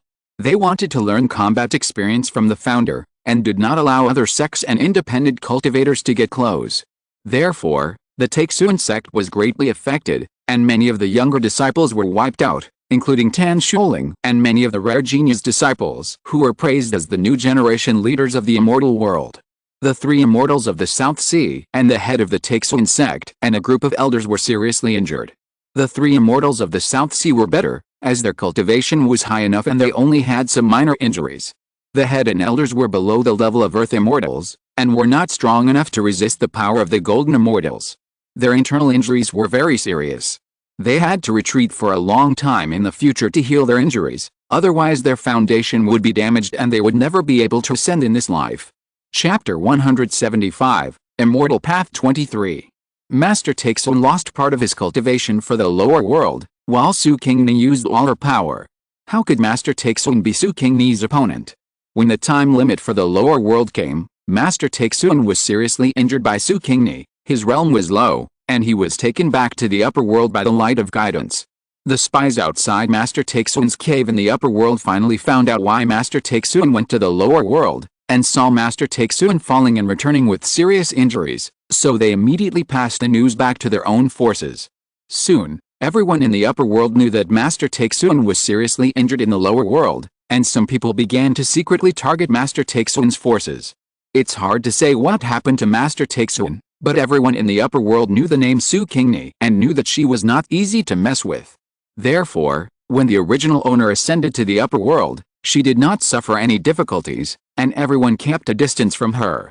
Let's turn our attention back to the immortal world. After sending Taixun Zhenjin away, Su Qingni glanced at the tragic Taixun sect and other monks who came to eat melons, turned around and flew away. In the distance, a figure flew into the sky and followed Su Qingni. No one dared to stop Su Qingni. Su Qingni's name spread throughout the immortal world. Although the people of Taixun sect shouted Su Qingni as a demon woman, others did not dare to call her that. They did not want to lose both the wife and the army like the Taixun sect. The original momentum of Daxing was gone, so they could only stay in their own mountain gate, activate the mountain protection formation to prevent others from entering and prevent people from their own sect from going out. The Taixun sect completely retreated. There was no way. Who told them that their biggest trump card, the golden immortal ancestor, was KOED by others? And the three immortals of the South Sea who helped them conceal their cultivation were destroyed by the aftermath of the golden immortal because the magic weapon that helped them conceal their cultivation was swept away by the golden immortal. The three people could no longer stay in the lower world and were taken away by the light of the sky. The two major supports of Taixun sect are gone, and they used to act overbearingly and offended many people. Those people dared not be angry or speak out because of their support. Now that their support is gone, why don't they unite to beat the dog when it is down and avenge themselves? There are also some sects that want to pull Taixun sect down from the position of the first sect in the fairy world and divide up Taixun sect's resources, and they have also quietly taken action against Taixun sect. Taixun sect is surrounded by enemies and has no choice but to retreat. Fortunately, they have the 4 symbols and 8 diagrams formation, which can ensure their safety. Just when everyone in the fairy world was focused on Taixun sect, Su Qingni changed the decoration and brought Senzai Erling to the ruins of Beihou Palace. Beihou Palace was destroyed for 100 years, and the immortal relics inside were also emptied by the people of Taixun sect. It has been completely abandoned. Su Qingni walked around the ruins and walked in another direction with a stern face. Senzai Erling followed behind Su Qingni. She felt that Su Qingni was in a very bad mood at the moment, so it was better not to talk to Su Qingni. Su Qingni did not fly the sword, but just walked on her 2 legs. After walking for half a day, she came to the cliff by the sea. Su Qingni did not stop and jump directly from the cliff. Senzai Erling followed. Senzai Erling thought she would jump into the sea, but she saw Su Qingni pinching her hands, and a cave appeared on the cliff half a meter high from the sea. Su Qingni flew into the cave, and Senzai Erling followed in confusion. Who is it? As soon as she landed, a swordlight flew out of the cave and attacked Su Qingni. It should be that the people in the cave noticed that the protective band they had arranged was destroyed, and immediately released weapons to attack the entrance. Su Qingni pinched her left hand and pinched the flying sword that attacked. The owner of the flying sword was shocked and wanted to take back the flying sword, but found that he could not take it back at all. He realized that the cultivation level of the person who entered the cave must be very high, higher than his. I am no match for him. The flying sword master lowered his posture and said humbly, "Please forgive me, senior. I thought it was an enemy that attacked me, so I released the flying sword to attack. I am sorry for the offense. You are still as smooth as usual." Su Qingni sneered. When the owner of the flying sword heard this voice, he was shocked and flew out of the cave quickly. This is a very handsome man with an elegant temperament and a polished look. People will like him at first sight. At this moment, the man looked at Su Qingni with shock and guilt on his face. "Qingni, is it you?" "It's me." Su Qingni said indifferently, "I didn't expect that there is a hidden hand in Beihou Palace, and it is not far from Beihou Palace.